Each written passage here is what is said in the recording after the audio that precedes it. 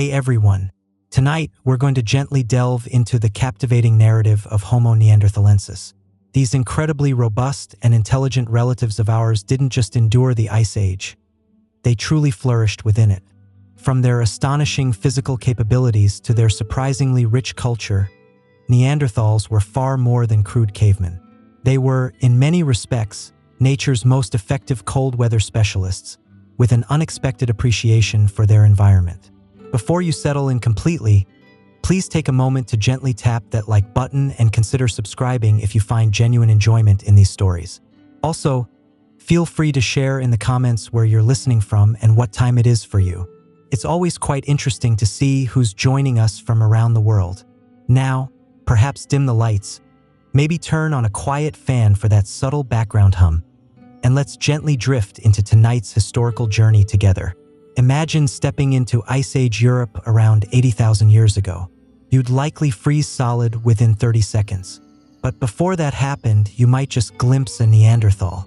They were the dominant human-like species of the region, and quite possibly the only creature on Earth capable of winning a wrestling match against a mammoth. Neanderthals weren't merely different from modern humans. They were specifically designed to withstand extreme hardship. Picture a person crafted by a team of dedicated bodybuilders, meticulous Arctic engineers, and someone with a distinct fondness for prominent foreheads.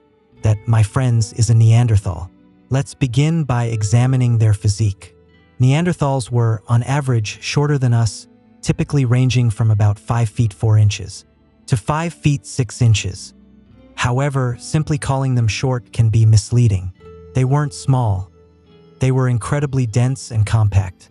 Their frames were stocky, with immense rib cages, broad shoulders, and a build so remarkably sturdy it seemed as though their skeletons had been reinforced for heavy-duty work. Their bones were exceptionally thick, remarkably dense, and quite frankly, overqualified for anything less demanding than taking down a full-grown mammoth. Their limbs were short and powerful, a design that efficiently helped conserve heat in the brutally cold climates they inhabited. Their hands were notably large, featuring strong thumbs, perfect for crafting tools, securing prey, or, one might presume, opening stubborn pickle jars that modern humans wouldn't even attempt. And then, there was their face. It wasn't Neanderthals who looked unusual. It's us who look unusual. Their skulls were long and low, featuring prominent brow ridges that could have easily served as miniature ski jumps. Their noses were large and projected forward, possibly acting as a built-in heater for the frosty Ice Age air. Their jaws were incredibly powerful, their chins virtually absent, and their typical expressions likely fell somewhere between a mild state of confusion and a perpetual readiness for a challenge. But let there be no misunderstanding. These were not brutish thugs. This wasn't a flawed early version of humanity. Instead, it was a parallel success story. They were perfectly adapted, from head to toe, for their environment, and within that challenging world, they truly flourished. Neanderthals were the elite endurance athletes of their era.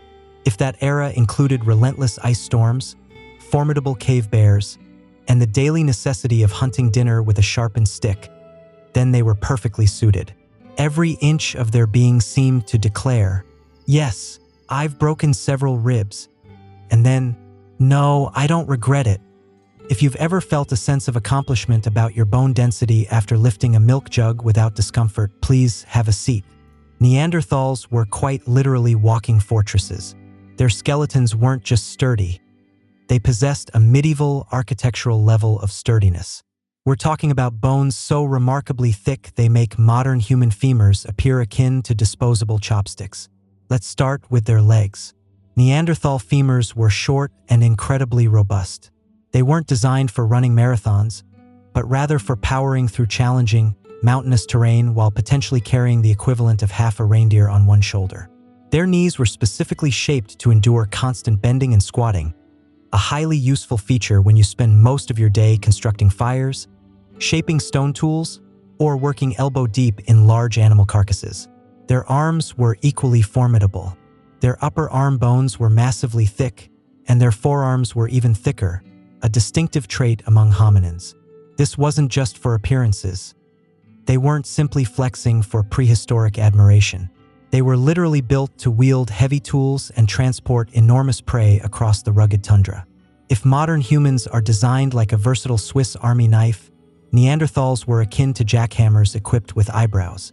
Even their rib cages reveal a distinct story. Modern humans typically have a more barrel-shaped rib cage, tapering slightly towards the waist. Neanderthals, however, possessed wide, flaring rib cages.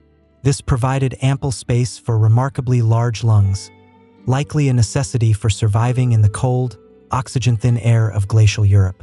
Essentially, their respiratory system was the biological equivalent of industrial bellows. More oxygen intake meant more energy for chasing mammoths. And let's not overlook their skulls. Beyond those magnificent brow ridges, their skulls were longer, flatter, and noticeably thicker. They also featured larger areas for muscle attachment, indicating powerful jaws and neck muscles. They could probably chew frozen venison without so much as a blink. Interestingly, this exceptionally reinforced skeleton came with a trade-off. They likely matured more rapidly than us and may have had slightly shorter lifespans. However, during their time, they experienced a lifetime of bruises, fractures, and demanding living in every single year. Their bones consistently display evidence of wear, healed fractures, joint damage, and blunt force trauma, almost as if they were perpetually auditioning for a prehistoric action film. Now, let's address the most significant intellectual aspect. Neanderthals possessed remarkably large brains. Not metaphorically, but literally. Their brains were larger than ours, averaging approximately 1,500 cubic centimeters compared to our modern average of 1,350 cubic centimeters. That's right. These so-called brute cavemen were walking around with high-performance cranial engines, and they didn't even have spreadsheets to endure. However, before we prematurely crown them honorary professors, a disclaimer: a larger brain doesn't automatically equate to superior intelligence. A blue whale, for instance, possesses a massive brain, yet it has not yet managed to invent indoor plumbing. That being said, Neanderthals were not simply carrying around inactive cranial ballast. They actively utilized their large brains. A substantial portion of their brain volume was dedicated to sensory processing and motor skills, particularly vision and movement coordination. This makes perfect sense when your daily routine involves stealthily tracking elk in a snowstorm and diligently avoiding accidentally walking off a cliff. They needed to skillfully navigate perilous terrain, track animals over extensive distances, and proficiently work with tools, all without the convenience of Google Maps or the ability to scroll through Instagram. Their visual cortex was particularly expansive, likely granting them incredibly sharp eyesight. Picture sharp-eyed, frost-covered Neanderthals dramatically squinting into a blizzard, much like Ice Age anime characters, but with more fur and fewer long monologues. And while their prefrontal cortex, the part that helps us think before we act, might have been proportionally smaller than ours, there's compelling evidence that they weren't simply acting on raw impulse. Their lives demanded careful planning, significant cooperation, and a surprising amount of creativity. This included the kind of creativity that leads to painting cave walls and, quite possibly, applying ochre pigment like early forms of makeup. So, yes, your ancient Neanderthal relative may have been pioneering contouring long before TikTok ever existed. Neanderthals also demonstrated impressive adaptability across diverse environments in Europe and parts of Asia, from dry steppes to icy tundras. This required serious cognitive flexibility. They skillfully learned to utilize local resources, construct shelters, create tools, and occasionally invent novel ways to injure themselves with flint. Still not convinced? Consider this: we once believed that all their sophisticated tools and art were merely borrowed ideas from early modern humans. Then, we discovered Neanderthal art and ornaments that were demonstrably older than anything Homo sapiens had produced in the region. Turns out we were just late to the cave party. If nature were to host a survive the worst conditions imaginable design contest, Neanderthals would undoubtedly have walked away with the grand prize, and likely the trophy too, probably to use it as a hammer. These early humans weren't just adapted to the Ice Age, they were specifically engineered for it. Imagine the kind of weather that causes your nose hairs to freeze, and now envision living in that without heated floors, comfortable hoodies, or any concept of hot cocoa. That's Neanderthal territory. Their bodies were short and stocky, not by chance, but by deliberate design. This compact shape was instrumental in helping them conserve body heat, which is precisely what you need when your environment resembles the freezer aisle of a rather cursed grocery store. Long, slender limbs tend to lose heat more quickly. Neanderthals possessed limbs so remarkably thick and short that even penguins would have offered a nod of approval. Their noses were notably massive, and no, not for simply sniffing out gossip. Their large nasal cavities served to warm and humidify frigid air before it reached their lungs.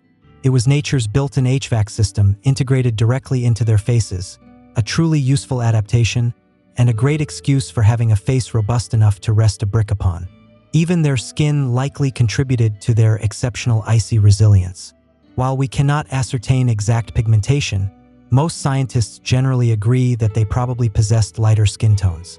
This would have allowed for more efficient synthesis of vitamin D in low-light conditions, because if you're going to endure 6 months of perpetual gloom, you'd better be able to extract sunshine from a gray sky. Their lungs were also likely enormous, necessary to fuel bodies engaged in constant manual labor 24/7. This included climbing, hunting, hauling, carving, and occasionally inventing new ways to pull a muscle. That wide, barrel-shaped chest wasn't merely for aesthetics. It was a prehistoric furnace. And clothing? Oh yes, they weren't running around in mere fur loincloths unless, of course, that was their particular preference.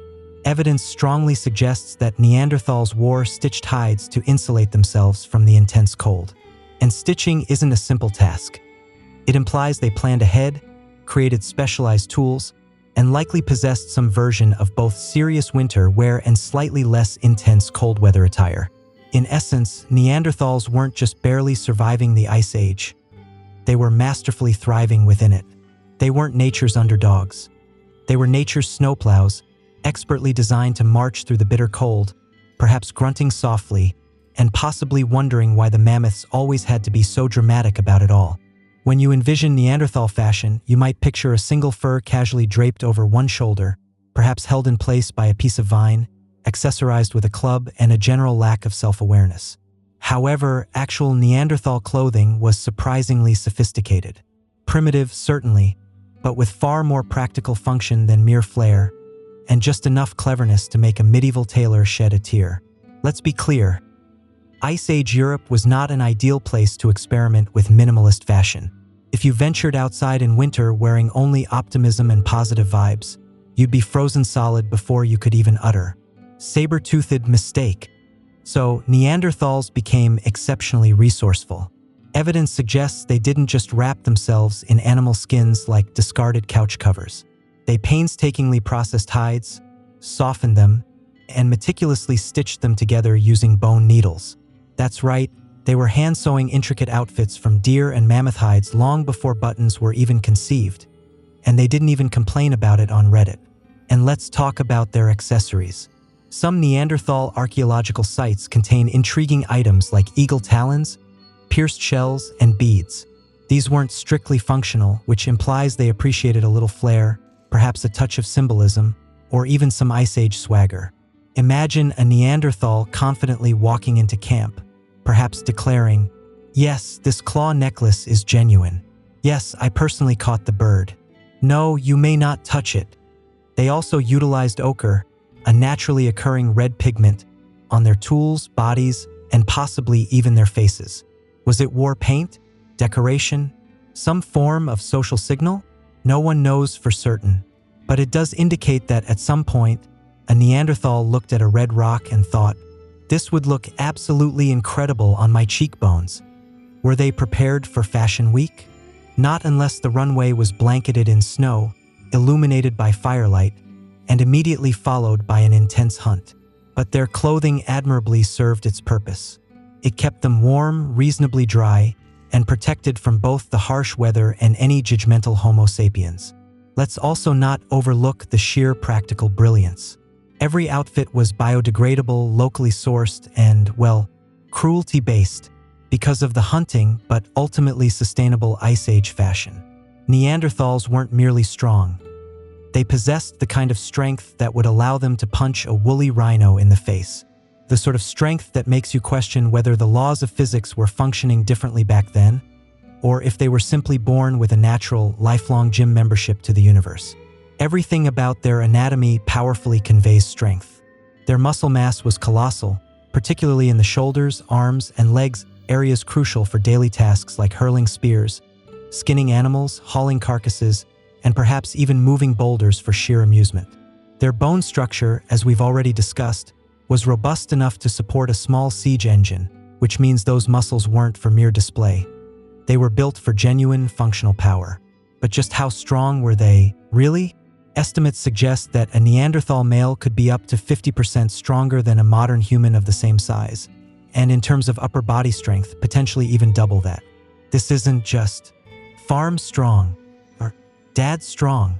This is accidentally rip the door off your cave strong.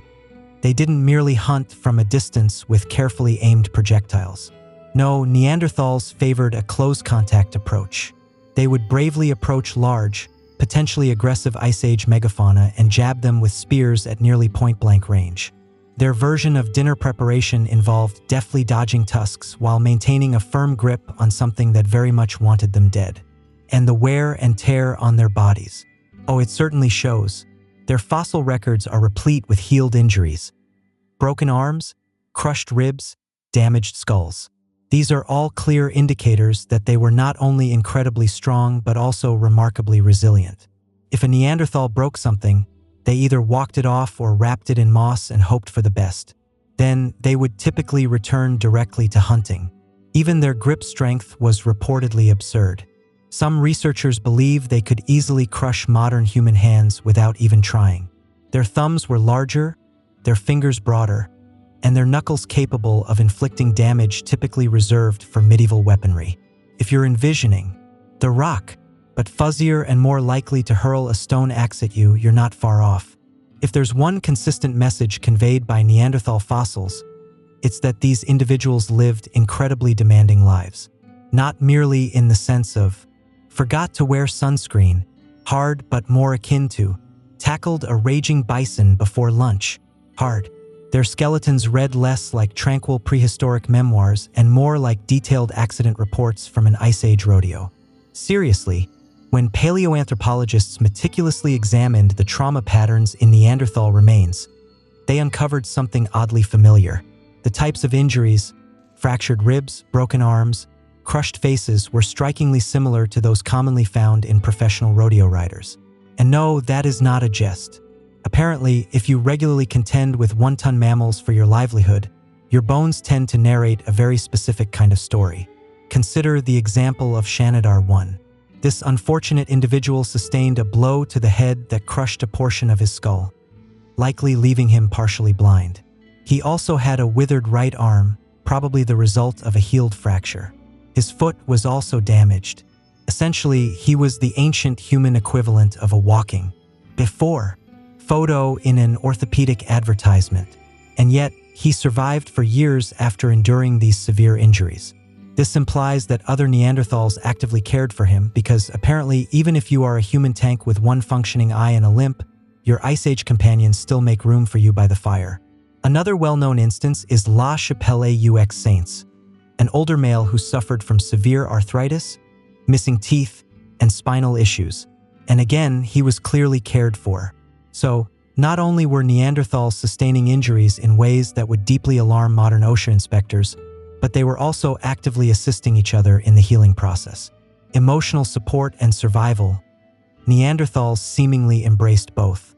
However, the sheer frequency of these injuries also provides insight into their lifestyles. These were not people who cautiously hunted small game from a safe distance or daintily foraged for berries. They engaged directly and intimately with danger. Their primary weapons were largely thrusting spears. Think, stab, rather than throw. And when you hunt in such a manner, the animal typically retaliates. The next time you happen to trip on a rug and feel a wave of self-pity, remember that Neanderthals spent their lives being tackled by Ice Age death machines, simply shrugged it off with some moss and a fire, and still managed to live long enough to invent personal grooming. Now, that's resilience. Neanderthals didn't just survive the Ice Age, they brought fire to it. This is essentially the prehistoric equivalent of telling winter, "Not today, Satan." Now, they weren't out there dramatically throwing fireballs or inventing s'mores, but they absolutely possessed the knowledge to create, maintain, and even strategically utilize fire in ways that would have earned a nod of approval from a caveman version of Bear Grylls. How do we know this? Archaeological sites clearly reveal compelling evidence of hearths. Centralized fire pits containing charred bones, heated stones, and layers of ash, sometimes accumulated over years in the very same location. That's not merely a random wildfire. That's a Neanderthal thoughtfully selecting a suitable spot, building a fire, and then leisurely cooking dinner beside it, probably while glaring at the wind. The prevailing theory suggests they employed methods such as striking flint against pyrite, generating a spark that could ignite dry grass or moss. No matches, no lighters, no YouTube tutorials, just raw determination and a suspicious pile of rocks. It was the Ice Age equivalent of saying, "Hold my beer." They didn't solely use fire for warmth either. Fire aided them in cooking food, which made it considerably easier to chew and digest. This was not just a culinary improvement. It also unlocked more nutrients, reduced parasites, and quite possibly afforded them more leisure time to invent other helpful things, like gossip. Then there's the significant advantage of tool making.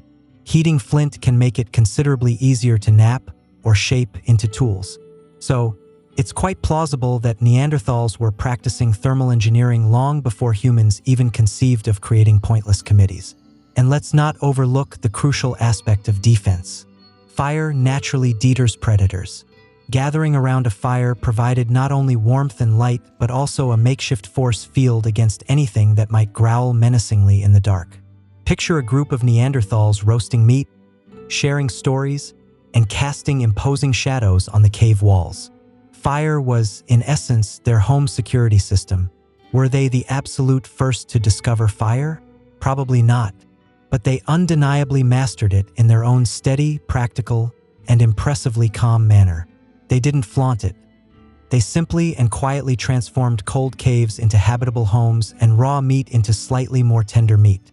Neanderthals didn't possess multi-tools, screwdrivers, or instructional YouTube videos, but give them a chunk of flint and a moment of quiet contemplation, and they would skillfully craft a toolkit capable of skinning a deer, constructing a shelter, and quite possibly opening a medieval wine bottle.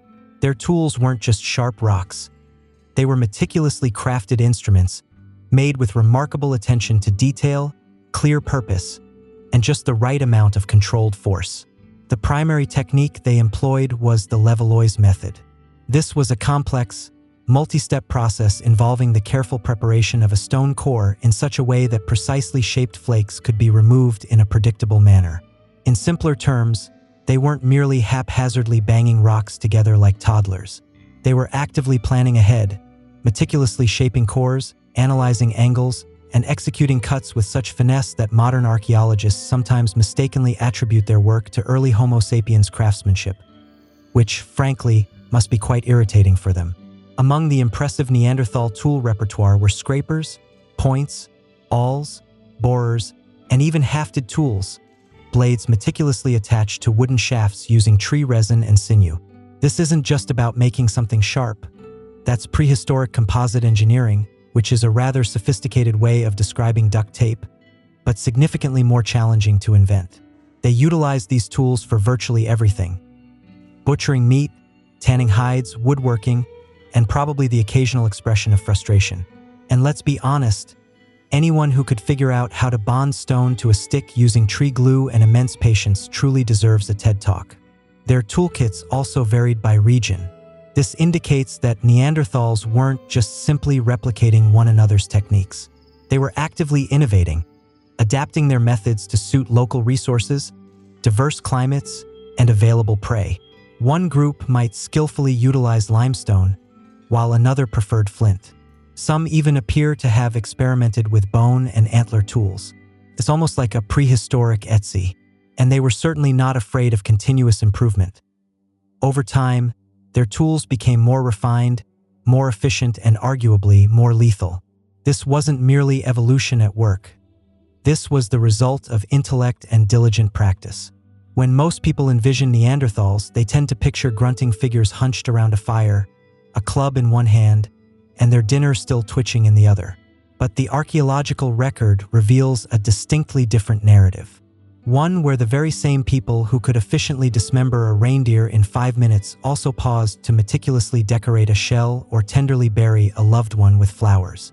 Yes, Neanderthals possessed culture, and not just the kind that grows on old meat. Let's begin with burials. Numerous Neanderthal sites show clear evidence of intentional graves, often dug in shallow pits. Sometimes, these graves contain grave goods or traces of pollen, strongly suggesting that flowers may have been placed with the deceased. Whether this practice was spiritual, symbolic, or merely a prehistoric version of "he liked plants," we may never definitively know. But the crucial point is that they cared. They mourned. They didn't simply discard grandma behind a boulder and consider it done.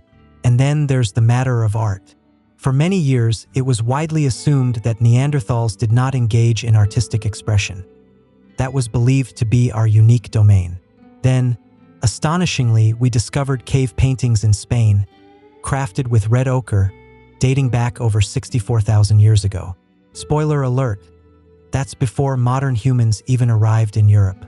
That uncomfortable silence you might hear right now is the sound of anthropology professors reevaluating everything they once confidently asserted.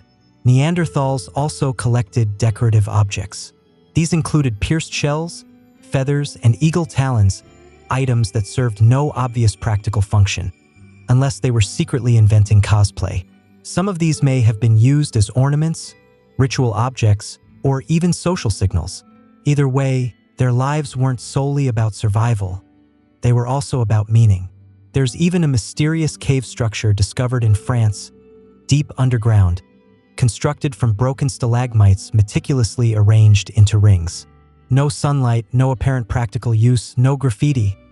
Just Neanderthals 176,000 years ago, building in the dark, as if they were summoning something, or perhaps just being uniquely peculiar. Who truly knows? And we absolutely cannot overlook the aspect of language. They possessed the hyoid bone, which is crucial for speech production, and genes directly related to language processing. So, while they may not have written epic poetry, it's quite safe to conclude that they weren't merely grunting. Somewhere, a Neanderthal once looked at another and articulated something meaningful, probably concerning meat, but meaningful nonetheless. Now, let's discuss what you're likely most curious about. Yes, Neanderthals and modern humans did, in fact, interact romantically, quite biblically and demonstrably through DNA evidence. When early Homo sapiens began migrating into Europe and Asia around 60,000 years ago, they encountered the existing inhabitants, the Neanderthals. And rather than treating them like distant cousins at a particularly awkward wedding, they engaged in the evolutionary equivalent of asking, "You up?" with absolutely no sense of irony. We know this intermingling occurred because it is quite literally inscribed in our genes. Most individuals of non-African descent today carry approximately 1 to 4% Neanderthal DNA. This strongly suggests that somewhere in your ancestral lineage, one of your very distant great-grandparents experienced an Ice Age date night that, shall we say, got a bit out of hand. Was it genuine affection? A strategic move for survival? A prehistoric version of, well, the gene pool isn't that vast. Scientists are still actively debating these possibilities. Some encounters were likely consensual, while others perhaps less so. It's challenging to determine precisely what prehistoric romance truly looked like, but we do know it left indelible genetic fingerprints that continue to linger, influencing traits such as immune system responses, skin tone, and quite possibly your innate tendency to dislike cilantro. It's also quite interesting to note that this was not merely a one-time anomaly. Genetic evidence clearly indicates that interbreeding took place multiple times, in various locations, over thousands of years. So, evidently, it wasn't just one rather confused Homo sapiens at a very dimly lit cave party. And the genetic flow wasn't entirely unidirectional. Neanderthal males and Homo sapiens females seemed to intermix more frequently, possibly due to the sheer charisma of early human travel stories and perhaps slightly more refined cheekbones. Though we'll never definitively know if the Neanderthals were more impressed by conversational skills or the ability to start a fire. What we do know is that this genetic mixing didn't result in a completely blended superspecies. The Neanderthals eventually disappeared, but significant parts of them continue to live on within us. Your slightly wider nose, for instance, could very well be a Neanderthal gift. Your fondness for red meat and your general aversion to cardio are also, shall we say, suspicious. So, before you find yourself chuckling at Neanderthals for their prominent brow ridges or their questionable fashion choices, you might want to consider checking your own ancestry report. Because, statistically speaking, you might just be part Neanderthal. No offense, of course. It's simply a matter of science. Thanks to advanced genome sequencing and the tireless efforts of geneticists armed with high-powered microscopes and ample coffee, we now understand that most individuals of non-African descent carry approximately 1 to 4% Neanderthal DNA. This means if you're currently watching this and one of your very, very, very distant great-grandparents habitually wore fur and remained unfazed during snowstorms, then congratulations, you are, in fact, a little bit Ice Age. And this ancient genetic inheritance isn't just a quirky historical footnote. It manifests in tangible ways. For instance, Neanderthal genes have been linked to traits involving skin tone, hair texture, immune response, and even pain sensitivity. So, if you happen to sunburn easily, react unusually to allergens, or stub your toe and feel as though you've been shot, you may just have the Neanderthal edition of human firmware installed. There's even evidence suggesting that Neanderthal DNA influences how people sleep, process fats, and respond to certain medications. Some studies further suggest it may even play a role in mood regulation, meaning, yes, your brooding tendencies and general grumpiness during winter might actually be genetically justifiable. However, it's not exclusively good news. Some Neanderthal gene variants have also been associated with conditions such as type 2 diabetes, depression, and nicotine addiction. So, while your ancient cousins might have helped you survive a woolly mammoth ambush, they could also be partially responsible for your impulse to buy snacks and endlessly scroll through social media at 2 a.m. It's also worth noting that African populations, whose ancestors did not interbreed with Neanderthals after migrating out of Africa, possess little to no Neanderthal DNA. However, they do carry traces of other archaic humans, such as the Denisovans, which illustrates that the human family tree is less of a neat, clean chart and more of a tangled, romantically chaotic shrub. Neanderthals successfully thrived for nearly 300,000 years, enduring numerous ice ages, formidable saber-toothed predators, and even each other. They were, in essence, the original Europeans, the true indigenous inhabitants. And then, approximately 40,000 years ago, they quietly vanished. There was no dramatic extinction event, no catastrophic comet impact. They simply faded into the background, as if they somehow missed the memo about continuing to exist into the Holocene epoch. So what exactly happened? One prevailing theory points to climate change. As the last ice age began to shift, Neanderthals struggled to adapt to the evolving environments. Their traditional hunting grounds underwent changes, large game animals became scarcer, and even mammoths started to become, shall we say, dramatic. For a group specifically built to dominate cold climates, warming weather was less about pleasant summer vibes and more about an existential crisis. Another theory centers on competition with Homo sapiens. When modern humans arrived in Europe, they brought with them innovations such as long-distance weapons, more diverse diets, and that incredibly annoying habit of successfully surviving virtually everywhere they went. They also reproduced more quickly, traveled more extensively, and possibly communicated more effectively, which, in a species-level competition, counts for a great deal. It's also highly probable that Neanderthals were simply outnumbered. Their populations were smaller and more isolated, leading to less genetic diversity, a serious vulnerability when every winter feels like a survival game show and your neighbors are reproducing as if it's a competitive sport. And yet, this wasn't a violent takeover. There's no substantial evidence of widespread genocide or large-scale battles. If anything, Neanderthals and humans coexisted for thousands of years, exchanged DNA, shared ideas, and likely engaged in some rather awkward campfire conversations. Slowly, over time, they blended until there were no longer any pure Neanderthal populations remaining. The last known Neanderthals likely inhabited southern Iberia, in places like Gibraltar, where they persisted for a few thousand years longer, like the final flickering flames of a candle. The archaeological record then becomes quiet. No new tools, no new burials, just stillness. But this wasn't a failure. It was simply a completed chapter, and one that left a permanent, indelible mark. Neanderthals didn't disappear with a bang, but their influence continues to live on, not in grand monuments or ancient scrolls, but within our DNA, our bones, and our very blood. They weren't eradicated. They were absorbed. For the majority of modern history, Neanderthals were, unfortunately, given the short end of the evolutionary stick. Not in terms of their biology, but rather in their public image.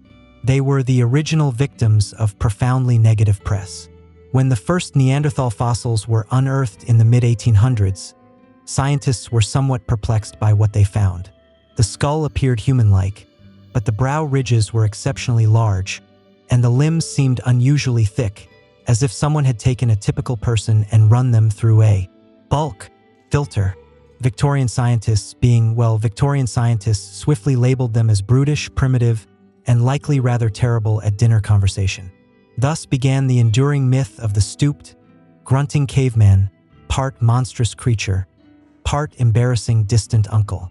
And the very name, Neanderthal, didn't help. It sounded harsh, like something that might reside under a bridge and hurl stones at passing goats. Early reconstructions of Neanderthals also did them no favors.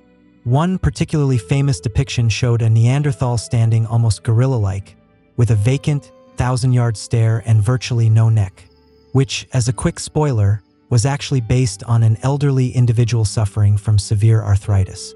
That would be akin to judging all humans based on someone's great-grandpa during a particularly bad back spasm.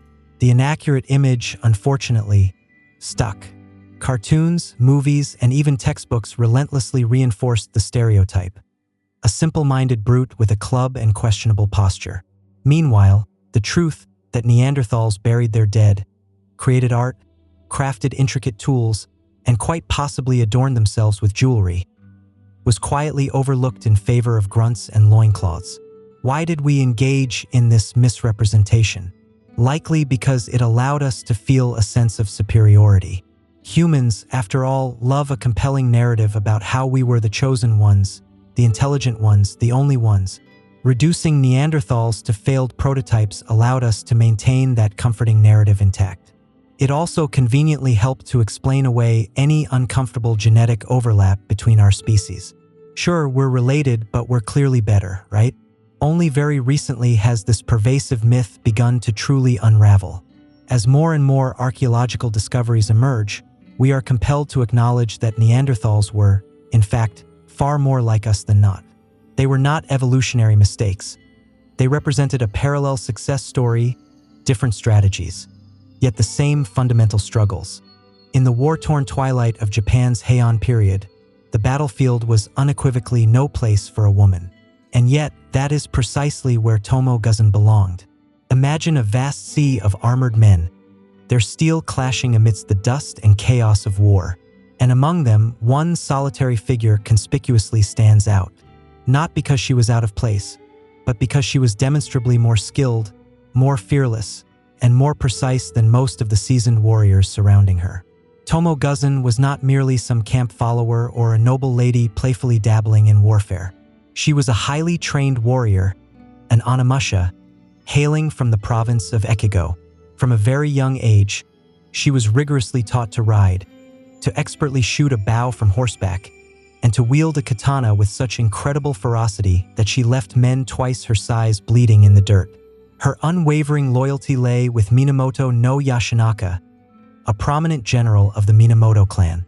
But let there be no mistake. Tomo was not simply his bodyguard or a decorative ornament. She was his commander, his undisputed equal, his formidable enforcer. Contemporary accounts describe her as a remarkably beautiful woman, possessing fair skin, long hair, and charming features. Yet, the compliments extended far beyond her mere looks. They spoke of her immense strength, her uncanny proficiency in archery, and her unmatched swordsmanship. And this wasn't merely flowery poetry or courtly gossip. It was documented battlefield fact. She was capable of breaking through enemy ranks, decapitating a foe mid-gallop and continuing her ride without so much as a misstep. Tomo Guzan was, quite simply, a force of nature in human form, and the timing of her emergence was no mere coincidence. Japan was being torn apart by the Genpei War, a brutal civil conflict between the Minamoto and Taira clans vying for control of the imperial throne. Feudal codes were rapidly being rewritten, the samurai class was steadily rising, and within this vacuum of both order and chaos, Tomo Guzan meticulously carved out a space no woman had ever dared to claim before. On the very front lines of battle, she didn't just fight. She commanded troops, she secured victories, she carried severed heads back to camp like any warrior, proving her kill. And most importantly of all, she defiantly challenged the carefully established boundaries of what womanhood was supposedly meant to look like in 12th century Japan.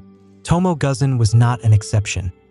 She was a revelation, a powerful warning, and a burgeoning legend in the making.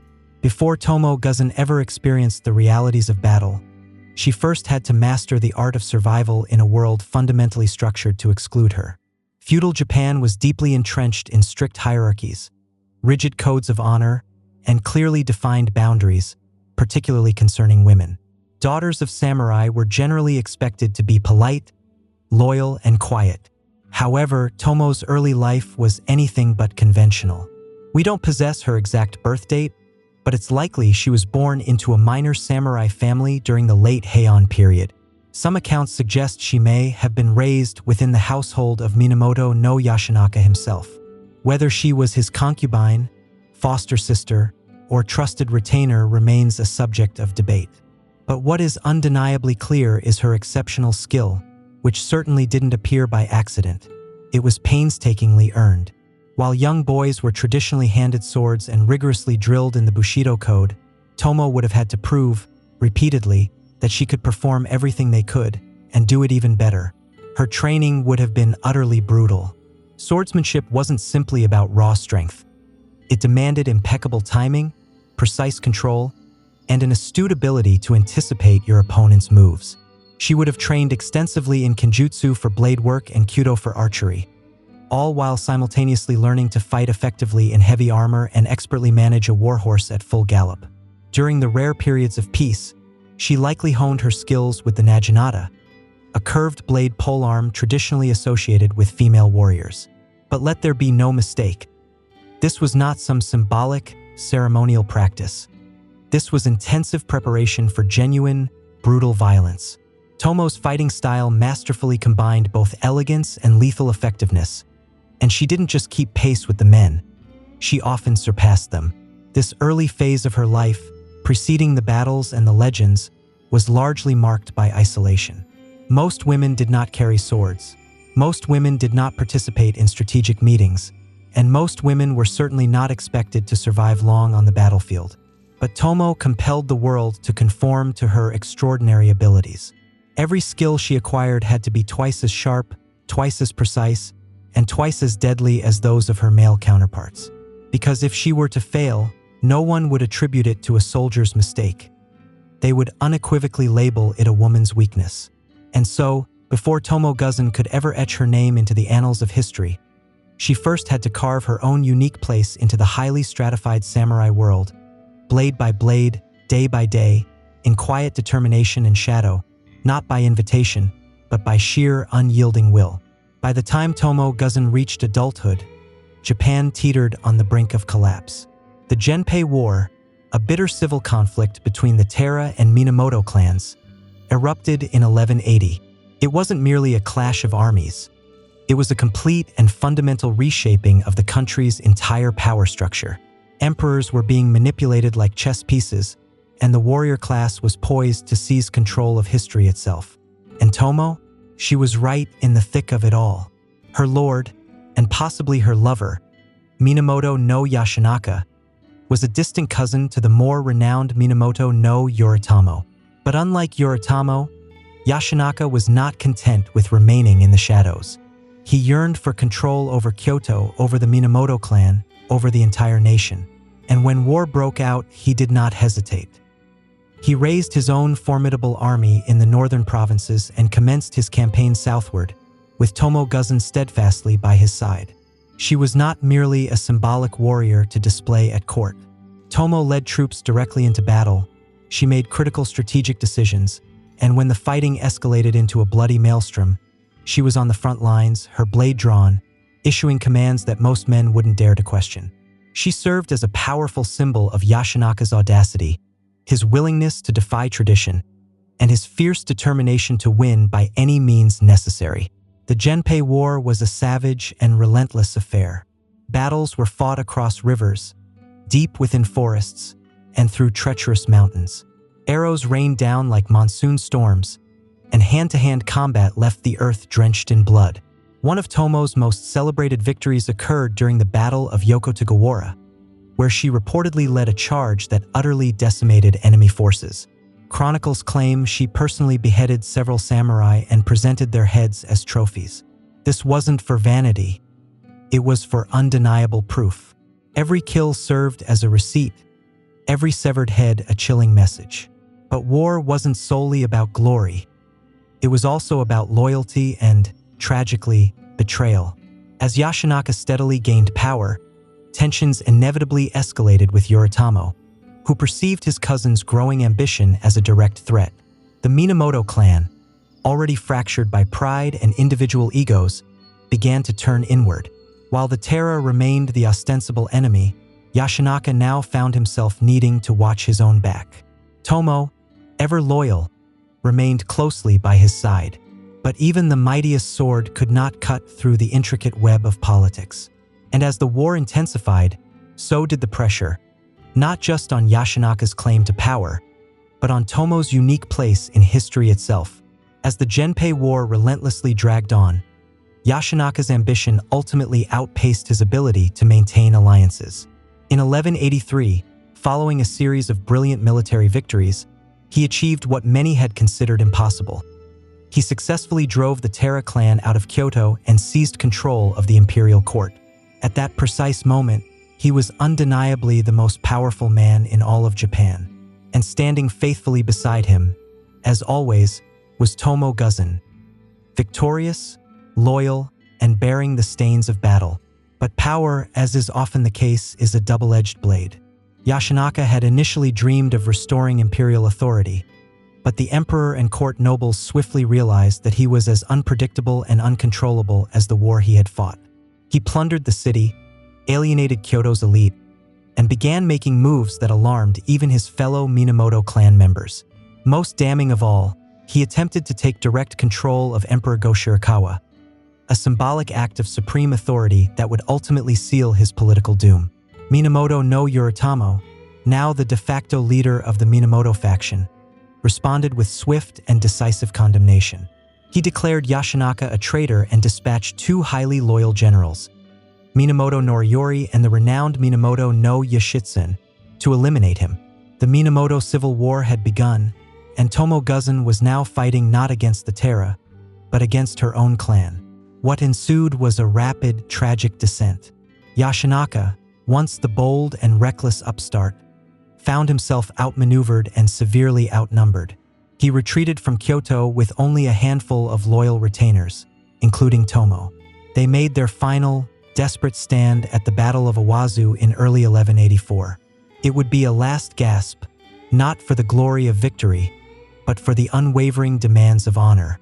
As the enemy forces relentlessly closed in, Tomo fought with the ferocity of a demon unleashed. Chronicles relate that she bravely charged into the enemy lines, sought out the strongest warrior she could find, and promptly decapitated him before riding back through the chaotic carnage. This was not merely about demonstrating her skill. It was a powerful, defiant message. Even in defeat, she would not be erased. But Yashinaka knew their cause was lost. Legend recounts that he requested Tomo to leave the battlefield, not because he doubted her immense bravery, but because dying alongside a woman would be considered shameful for a samurai general. It was a cruel irony. The fiercest warrior faithfully at his side was being dismissed solely to protect his legacy. Did she obey? Some historical sources say yes. Others suggest she simply vanished into the thick of battle and was never seen again. Still others propose she was captured, forcibly married to an enemy general, and later became a nun. None of these endings have been definitively confirmed. However, one thing remains certain. Her last recorded action was unequivocally not one of surrender. It was one of fierce defiance. Tomo Guzan did not simply disappear. She ascended into legend, carried forward on the back of one perfect, furious, final charge. Snow silently blanketed the battlefield. It was February of 1184, and the plains of Owazu were eerily quiet, perhaps too quiet for the bloody storm that was about to unfold. Minamoto no Yashinaka stood with only a few dozen men remaining. Once a triumphant conqueror of Kyoto, he was now a fugitive of his own clan. His final stand had arrived, and Tomo Guzan, ever faithfully by his side, was not about to let him face death alone. The odds were utterly hopeless. Hundreds of enemy warriors, led by the formidable Yoshitsune and Noriyori, bore down upon them. Their armor gleamed, their horses kicked up frozen earth, and amidst the frigid winds, Tomo Guzan calmly adjusted her helmet, drew her sword, and courageously charged into legend. According to the 14th century Heike Monogatari, Tomo did not retreat. Instead, she surged forward like a furious whirlwind, actively seeking the strongest opponent she could locate. She found Hatakeyama Shigetada, a warrior renowned in his own right. Whether fueled by fury, desperation, or an unyielding refusal to die quietly, Tomo did not wait for introductions. She skillfully locked blades with him, unseated him from his horse, and expertly decapitated him in one fluid motion. This was her final, defiant trophy. This wasn't merely showmanship. It was samurai ethos in powerful motion. To die beautifully, to fight to the very last breath, to prove oneself in the face of impossible odds. For Tomo, this singular act, recounted and reimagined by countless generations, became her enduring battle cry, echoing powerfully across time. Meanwhile, Yashinaka's horse became tragically mired in a rice paddy, and a volley of arrows brought him down. His loyal companion, Imai Kanehira, committed suicide in dramatic fashion, placing his sword in his mouth and leaping from his horse. The warlord's inner circle had been extinguished. But Tomo, here, the historical records diverge. One version claims Yashinaka explicitly ordered her to flee before his death, fearing the shame of dying alongside a woman. Other accounts suggest she defiantly refused, fought her way out of the fray, and vanished into the mountains. Still others propose she was captured, forcibly married to an enemy general, and later became a nun. None of these endings have been definitively confirmed. However, one thing remains certain. Her last recorded action was unequivocally not one of surrender. It was one of fierce defiance. Tomo Guzan did not simply disappear. She ascended into legend, carried forward on the back of one perfect, furious, final charge. After the blood-soaked snows of Owazu, Tomo Guzan inexplicably vanished from the official records, as if she had literally ridden straight off the battlefield and directly into myth. No historian can state with absolute certainty what ultimately became of her, and perhaps, in a fitting twist, that is precisely how it should be. Warriors like Tomo were not traditionally meant to survive. They were expected to perish alongside their lord, with their sword and with their honor intact. But Tomo, she may have chosen something far more rebellious, to simply live. The Heike Monogatari, our primary source for Tomo's life, offers conflicting narratives.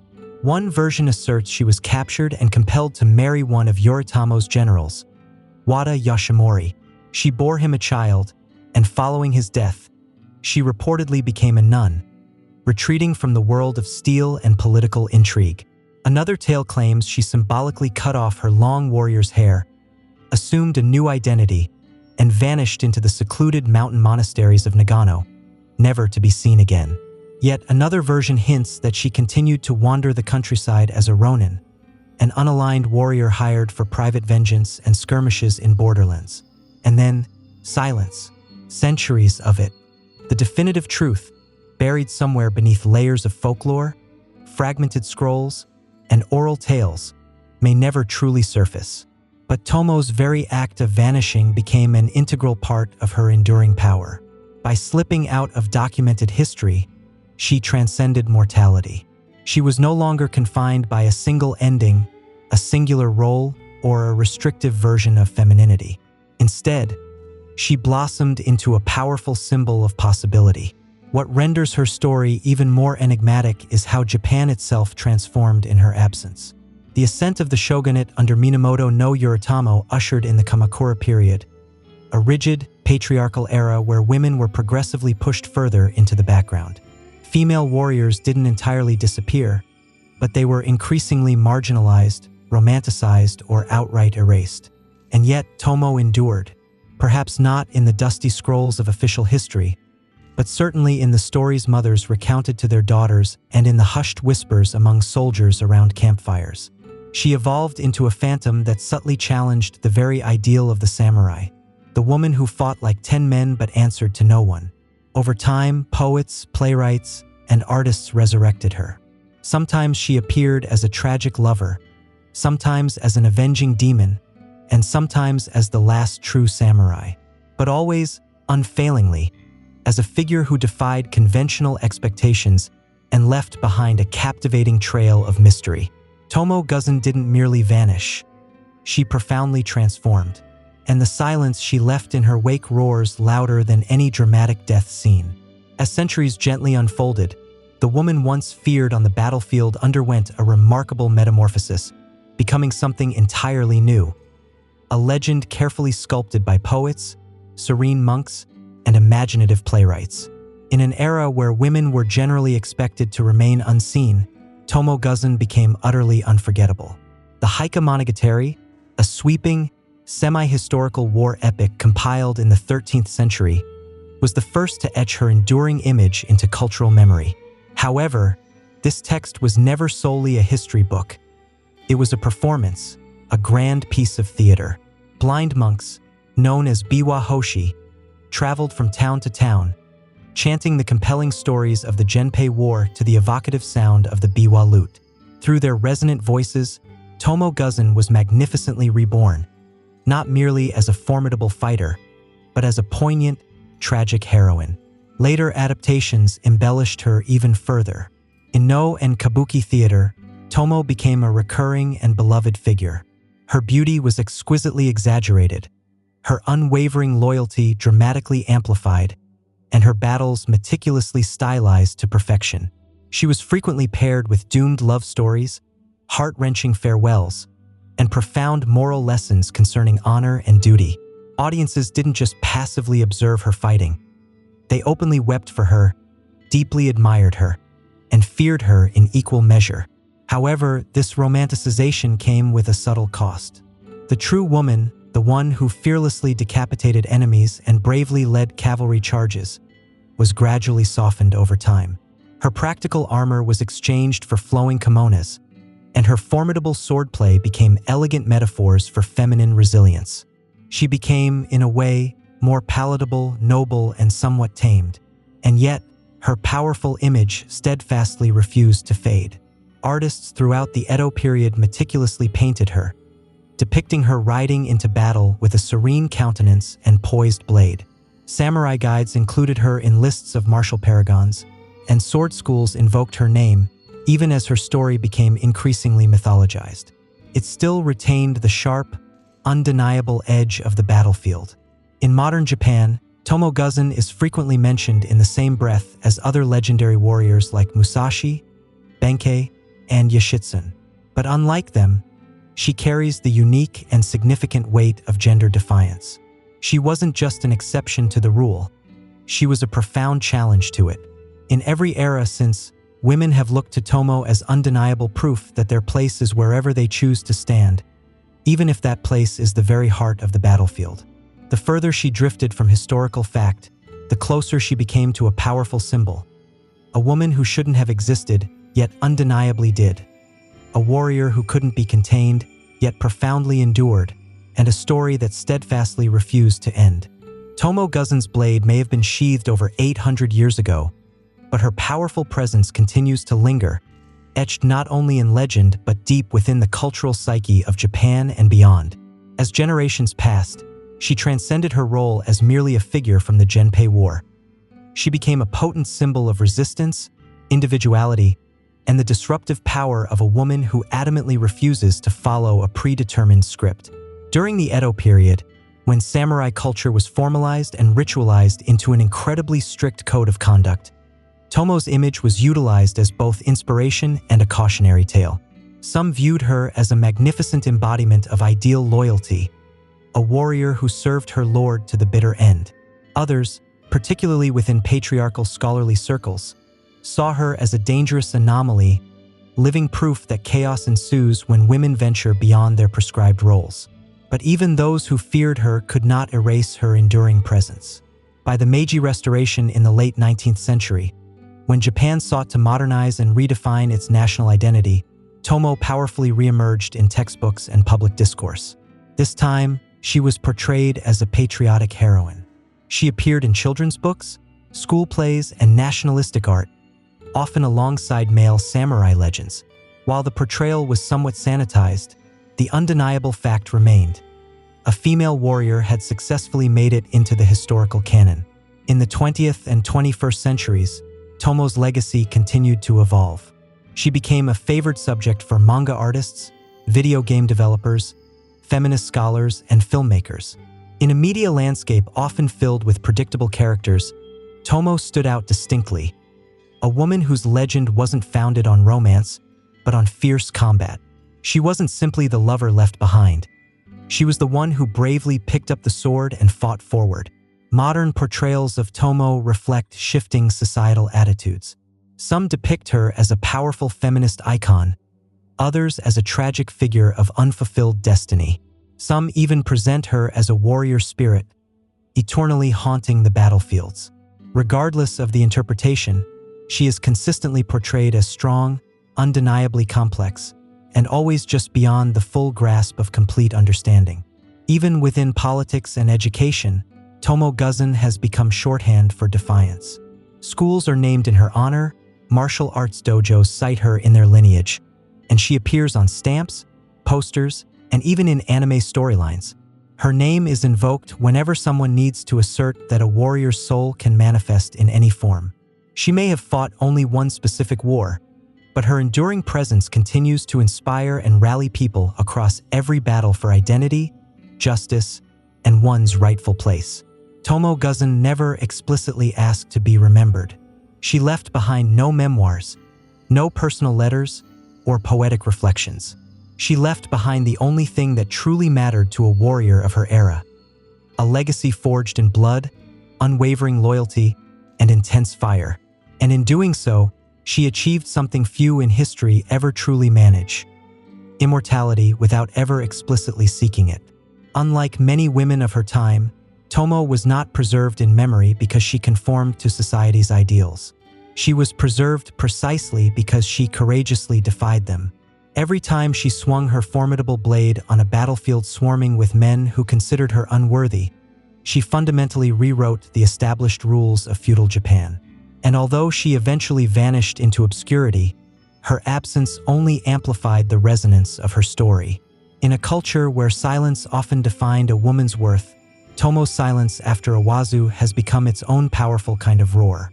The absence of concrete facts surrounding her ultimate fate has granted generations of artists, scholars, and revolutionaries the implicit permission to fill that void with their own meaning.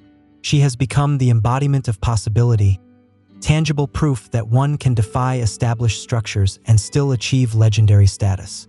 Her name continues to live on, not only in literature and popular culture, but in the indomitable spirit of every woman who refuses to be invisible, every athlete who pushes beyond her perceived limits, every leader who is told she is too bold, and every fighter who doesn't wait for permission to stand her ground. Tomo Guzan is not merely a historical figure. She is a powerful standard-bearer of defiance, enveloped in an eloquent silence. Today, statues honoring her stand proudly in Nagano and across Japan. Schoolgirls meticulously study her in history classes.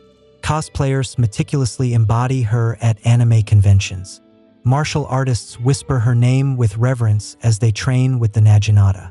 She even makes appearances in international games and series, consistently reminding global audiences that the archetype of the female warrior is not mere fiction. It is Indeed, history. And yet, her greatest power may reside in the very fact that we still don't fully comprehend her. Was she a concubine who transformed into a general? A foster daughter rigorously trained in the art of war? A lone Ronin who walked into the mountains and never looked back? We may never fully uncover the complete truth, but perhaps that is precisely the point. Tomo Guzan was never meant to be confined to a single story. She was destined to be many, not bound by records, nor erased by the passage of time. Simply, eternally riding, sword drawn, into the legend she forged for herself. Long before satellites illuminated our night skies and compasses reliably pointed north, ancient mariners gazed out over seemingly endless horizons and posed the most audacious question of all: what lies beyond? These were not reckless adventurers. They were ingenious engineers, astute navigators, and profound dreamers. With little more than the guiding stars overhead and the prevailing winds in their sails, they meticulously carved out sea routes that would eventually become the very first arteries of global connection. Humanity's profound relationship with the sea began tens of thousands of years ago. Some of the earliest known evidence of watercraft dates back over 40,000 years, long before the advent of the agricultural revolution. Even then, early humans were already skillfully utilizing rafts to reach incredibly distant islands like Australia, a journey that necessitated crossing hundreds of miles of open ocean. These were not mere lucky accidents. They were meticulously planned journeys, executed with a clear and sophisticated understanding of tides, winds, and celestial patterns. By 3000 BCE, maritime technology was flourishing. Cultures in Mesopotamia, the Indus Valley, and along the Nile were already regularly employing boats for both trade and fishing.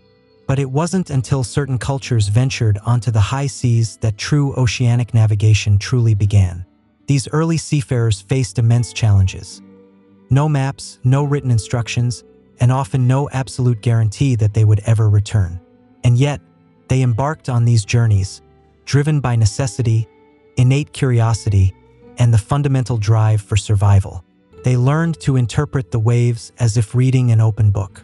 They meticulously observed how clouds formed over distant islands, how birds flew at specific times of day, and how the stars gracefully rotated across the night sky. The night sky, in particular, became their most invaluable tool. Polaris, for instance, in the northern hemisphere, served as a fixed point for reliable orientation.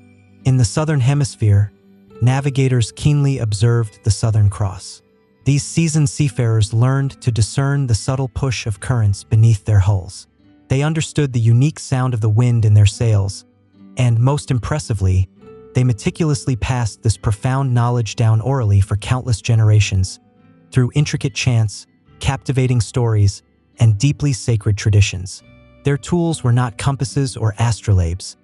Their tools were unwavering memory, keen observation, and profound intuition.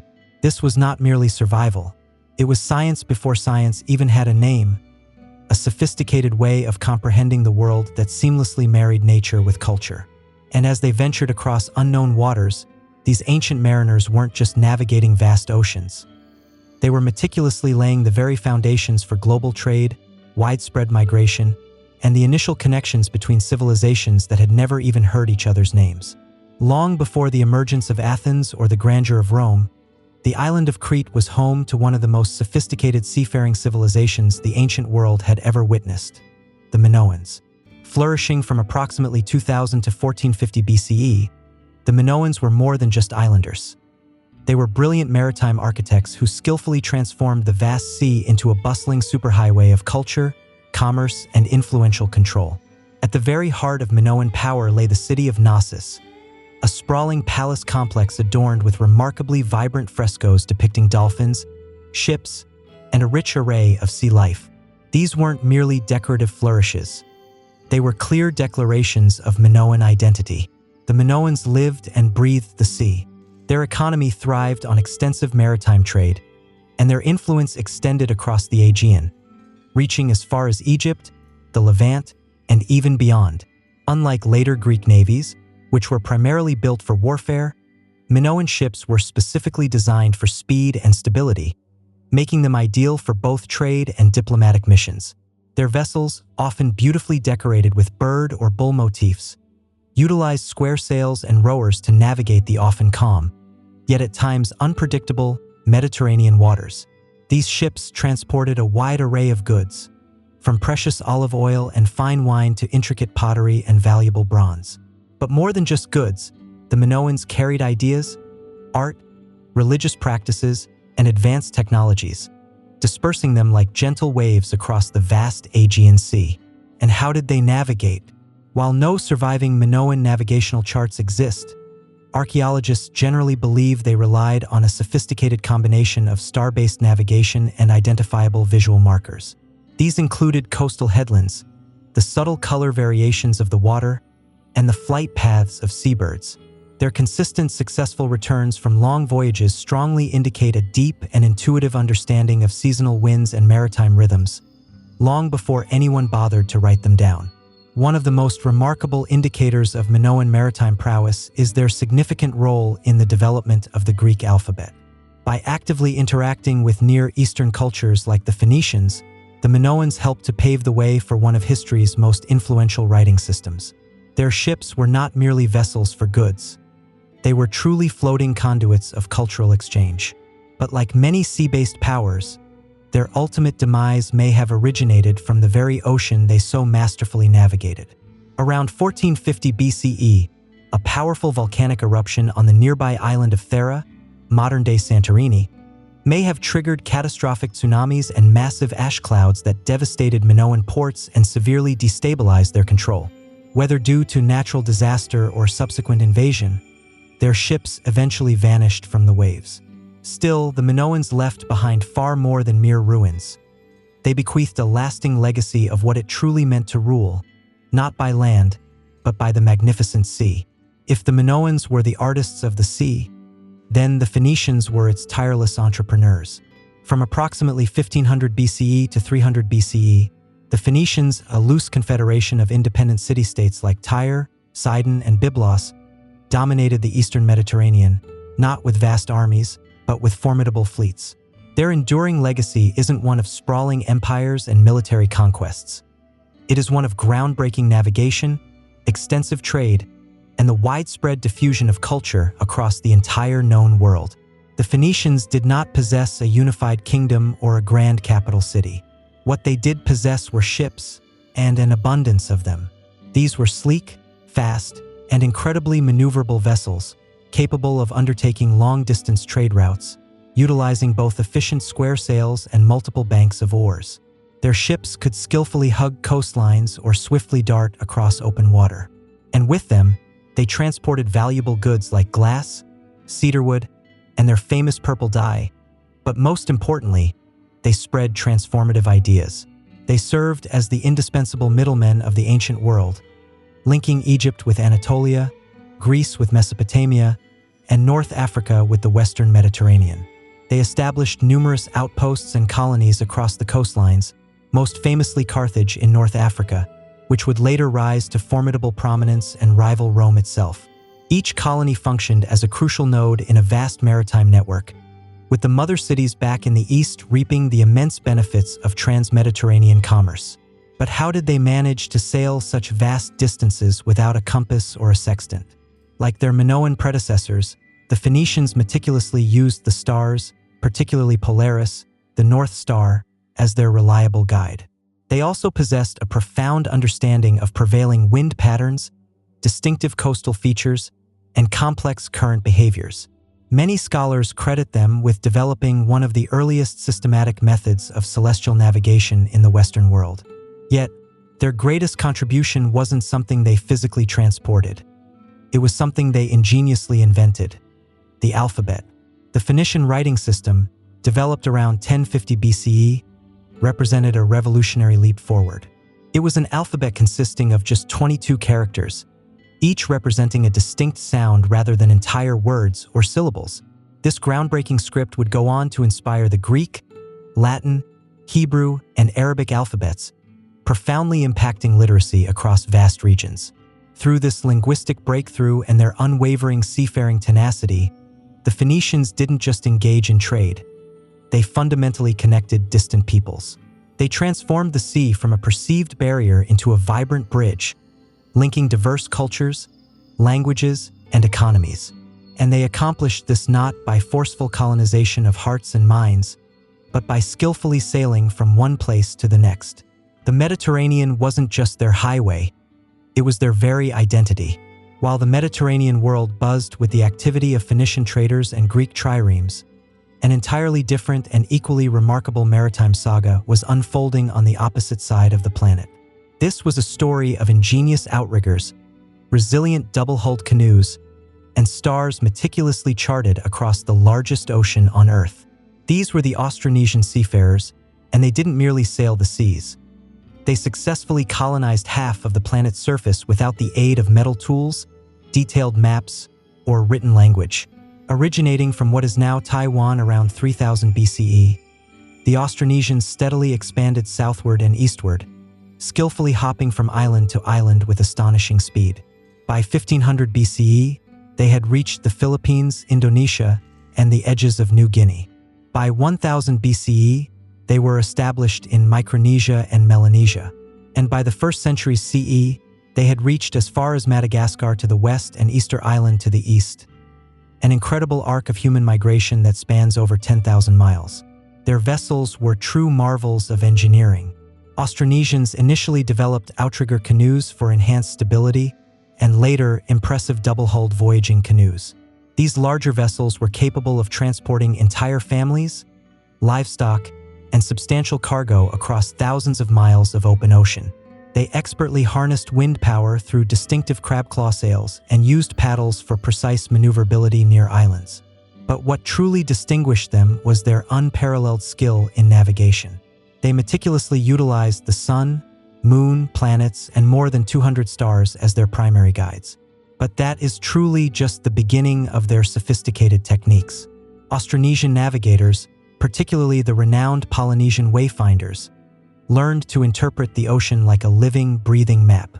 They could detect subtle changes in wave patterns caused by distant islands reflecting swells. They meticulously followed seabird flight paths, studied precise cloud formations, and even tasted seawater for subtle salinity shifts that indicated the proximity of land. This wasn't merely instinct. It was a highly refined scientific practice, meticulously passed down orally through chance and clever memory devices. Their widespread migration was not random exploration. It was intentional and remarkably repeatable. Lapita pottery, a distinctive cultural artifact, marks their consistent path across the Pacific, clearly demonstrating how interconnected their world truly was. They weren't just island hoppers.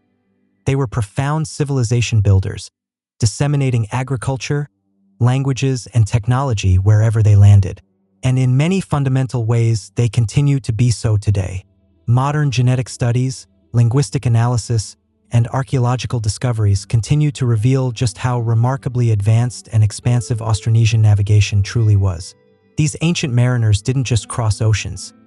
They connected some of the most remote corners of the Earth long before European explorers ever left port. In the Pacific, the sea was never an empty void. It was a clearly understood roadmap. When we typically envision ancient Egypt, towering pyramids and magnificent desert tombs usually come to mind, not necessarily ships. But the Egyptians were far from strangers to water. The mighty Nile River was their lifeline, their primary highway, and their very first school of navigation. Yet, what is often overlooked is how the Egyptians extended their maritime reach far beyond the familiar riverbanks, venturing boldly into the Red Sea and quite possibly even further afield. Egypt's mastery of the Nile began very early, as far back as 3000 BCE. They constructed large wooden boats with planks skillfully lashed together by rope and meticulously sealed with resin. These vessels, propelled by both sails and oars, were absolutely essential for transporting goods, soldiers, and vital grain across the vast stretches of the river. But the Nile was merely the beginning. By the era of Pharaoh Hatshepsut in the 15th century BCE, Egypt was launching impressive sea expeditions from ports along the Red Sea. Her famous voyage to the mysterious land of Punt, possibly located in modern-day Somalia, Eritrea, or southern Arabia, was a landmark achievement in ancient maritime history.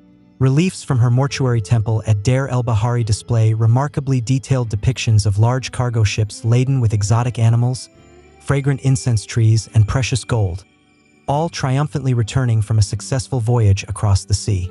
These were not accidental drifts. They were meticulously organized missions, planned with a sophisticated understanding of monsoon wind patterns, currents, and optimal seasonal timing. Egyptian sailors would have meticulously hugged coastlines, utilized star patterns for navigation, and relied on skilled maritime scouts, perhaps even recruiting experienced local sailors from the Red Sea region. Some theories even suggest direct Egyptian contact with the Indus Valley via indirect maritime trade, especially during the peak of Mesopotamian Indus-Egyptian interaction. While direct evidence remains somewhat limited, artifacts such as ivory, lapis lazuli, and spices strongly hint at a broader Indian Ocean trade network in which Egypt may have played a significant role. The ships themselves were engineering marvels for their time. Constructed from imported cedarwood, primarily from Lebanon, Egyptian seafaring vessels featured gracefully curved hulls and large square sails. These ships were designed to carry heavy loads and withstand the significant swells of the Red Sea. Though the Egyptians never ascended to become a dominant naval power like the Phoenicians, they left behind an important and lasting legacy. They were among the very first to treat maritime voyages as royal, sacred, and strategically vital endeavors. Their sea journeys were direct extensions of their empire, their diplomacy, and their perceived divine authority on land.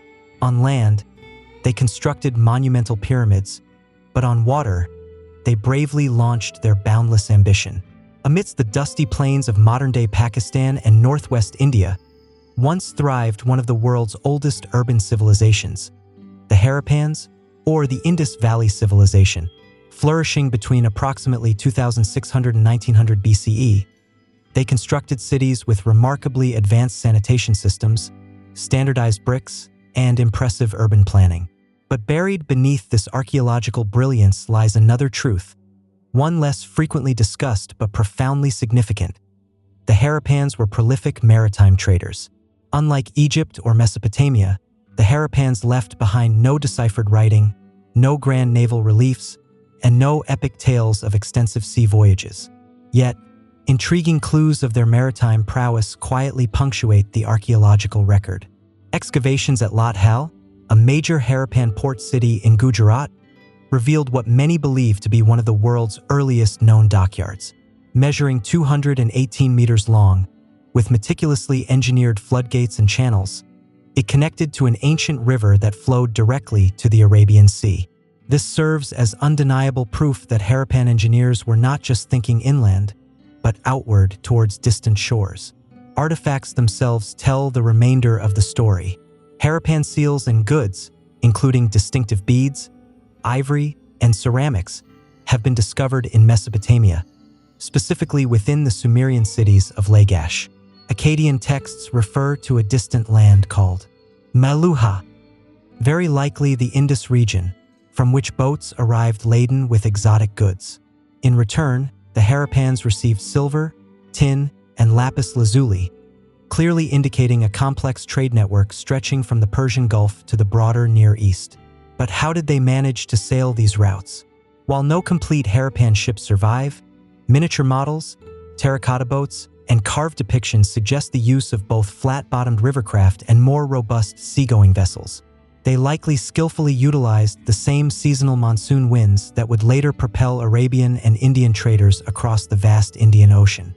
Harappan mariners probably hugged coastlines, stopping at natural harbors and estuaries, and navigated using celestial cues and prevailing current patterns. Unlike the warrior-focused empires of their time, the Harappans were remarkably peaceful. Their cities show very little evidence of warfare or significant fortifications. This makes their extensive maritime connections even more intriguing. They weren't conquering foreign shores. They were connecting them through peaceful trade and diplomacy. And then, around 1900 BCE, the civilization began its gradual decline. Rivers shifted course, trade dwindled, and cities were gradually abandoned. Their script faded with them, leaving behind a silent and persistent question. Just how far did their impressive ships truly sail? Though their voices are now lost to time, The water trails they forged remain etched in harbors, on seals, and in silent, enduring stones. For the ancient Greeks, the sea was not merely a pathway. It was, in many ways, destiny. Cradled by the Aegean, Ionian, and Mediterranean seas, Greek civilization emerged in a world where sailing was as fundamentally essential as farming. From the era of Homeric epics to the very zenith of Athenian naval dominance, the Greeks skillfully transformed maritime culture into a profound art, a precise science, and a crucial strategy. Their earliest stories, those of Odysseus battling fearsome sea monsters and Jason bravely chasing the elusive golden fleece, were not mere myths. They were powerful reflections of a people intimately and inextricably tied to the sea. Greek city-states like Athens, Corinth, and Rhodes all relied heavily on the ocean, not only for vital trade but also for their very identity. Their gods held dominion over the waves, their heroes embarked on grand sea voyages, and their burgeoning empires metaphorically floated on the wooden hulls of their ships and the vastness of their ambition. By the 8th century BCE, Greek colonists were venturing out across the Mediterranean, founding new cities from Sicily to the distant Black Sea coast. These colonies were not primarily military outposts. They were bustling trade hubs, cultural satellites, and vital ports within an expansive economic web. Goods flowed in both directions: olive oil, wine, and pottery from Greece, and essential grain, metals, and enslaved people from distant lands. To navigate, Greek sailors relied heavily on coastal sightlines, the guiding stars, especially the rising and setting of specific constellations, and a rich body of oral navigation knowledge passed down through countless generations. Their ships evolved from simple merchant vessels to formidable war machines like the trireme, a sleek, three-tiered galley rowed by up to 170 men and armed with a deadly bronze battering ram. The trireme was more than just a ship. It was a potent floating expression of Athenian democracy and its burgeoning power. At its peak in the 5th century BCE, Athens boasted the most powerful navy in the ancient world. The Delian League, originally a defensive alliance against Persia, effectively transformed into an Athenian-led maritime empire. Their powerful navy ensured control over vital sea lanes, enforced tributes from allied cities, and facilitated the free flow of resources into Athens, thereby fueling its golden age of philosophy, architecture, and dramatic arts. But with such immense power came inherent vulnerability. The Peloponnesian War against Sparta saw Athens's over-reliance on sea dominance ultimately backfire. Naval defeats, blockades, and internal strife eventually led to its downfall. Still, the legacy endured. Greek maritime innovations in cartography, celestial navigation, and sophisticated shipbuilding laid the essential groundwork for Roman and later European seafaring. And their profound belief that the sea was a grand stage for glory, knowledge, and tragedy continues to echo in Western thought even today. For a people who began primarily as landlocked farmers and shepherds, the Romans were relatively late in truly embracing the sea. But once they did, they didn't merely join the ranks of ancient naval powers. They decisively crushed them. The Mediterranean, once a complex patchwork of rival fleets and scattered colonies, became what the Romans proudly referred to as Mare Nostrum, our sea. Early Rome was by no means a maritime superpower. The Etruscans and Greeks dominated Italy's coasts, while Carthage, founded by Phoenician settlers, ruled the western Mediterranean with the most formidable navy in the region. But everything dramatically changed during the Punic Wars. Faced with Carthage's overwhelming naval superiority, the Romans made an incredibly bold move. They reverse-engineered a captured Carthaginian warship. In an astonishing display of industrial determination, they constructed an entire fleet, hundreds of ships, in a mere matter of months. But they added something uniquely Roman: the corvus, a boarding bridge that effectively transformed sea battles into land combat. This ingenious innovation played directly to Rome's strength in infantry, allowing their legionaries to storm enemy ships as if they were charging a land fortress. Victory over Carthage in the Punic Wars not only handed Rome naval dominance but also direct control over Sicily, Sardinia, Spain, and eventually the entire Mediterranean coastline. Roman galleys, both military and merchant, patrolled the sea lanes, diligently transporting grain, troops, and exotic goods from Egypt, Gaul, Syria, and beyond. Ports like Ostia and Alexandria bustled with ceaseless activity, transforming the Mediterranean into a vast Roman highway. The Pax Romana, a period of remarkable relative peace lasting 2 centuries, was made possible largely through this unparalleled maritime control.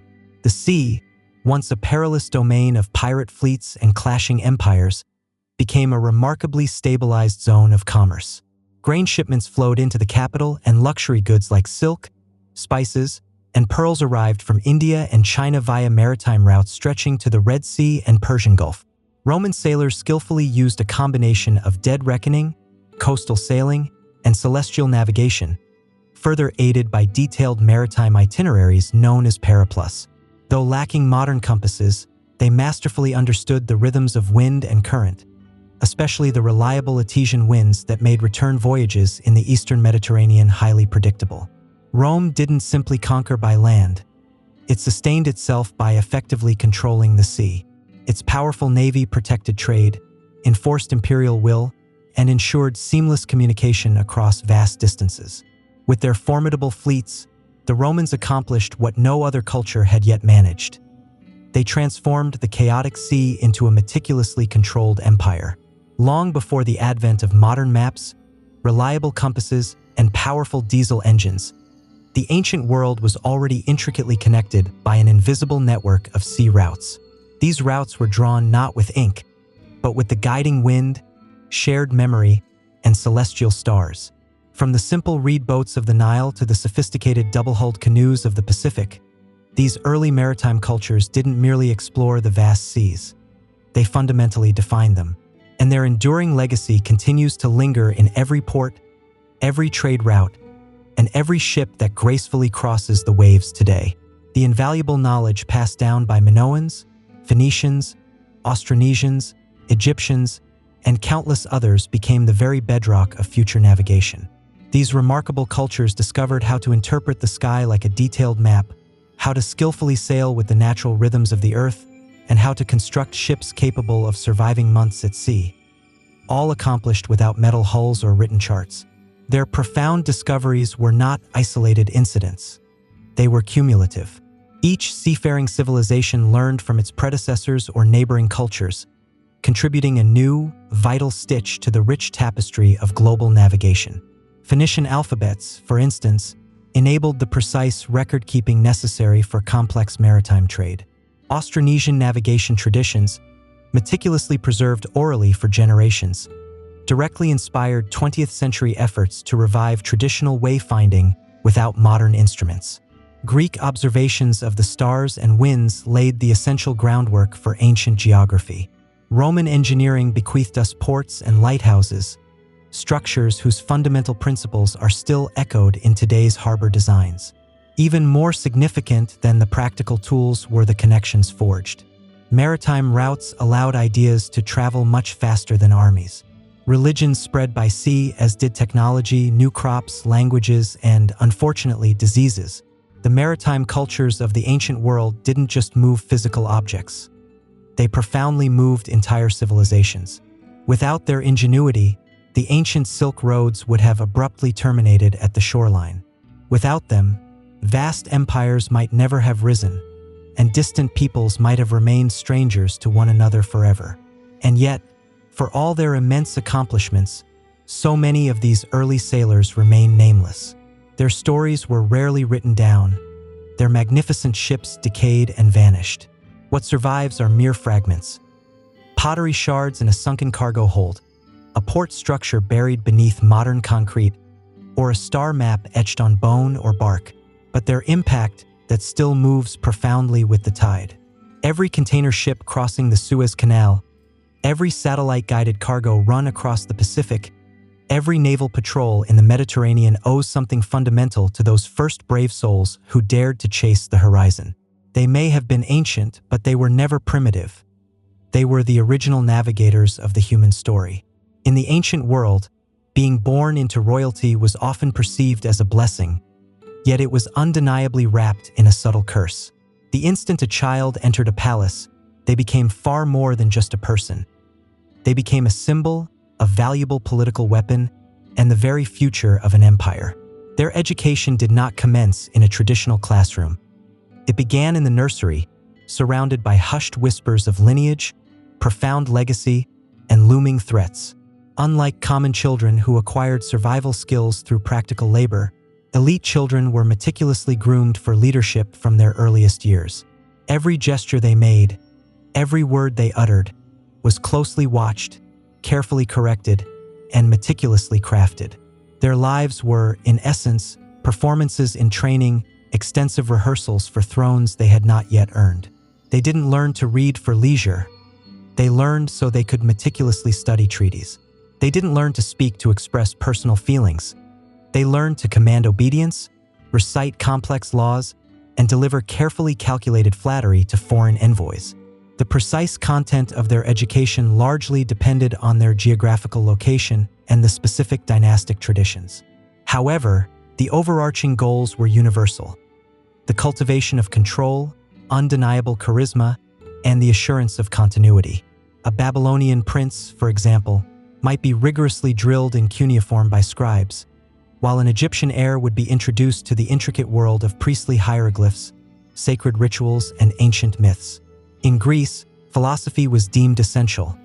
In Persia, courtly etiquette was military in its precision. And in China, Confucianism strictly governed the entire curriculum. Even their toys held political significance.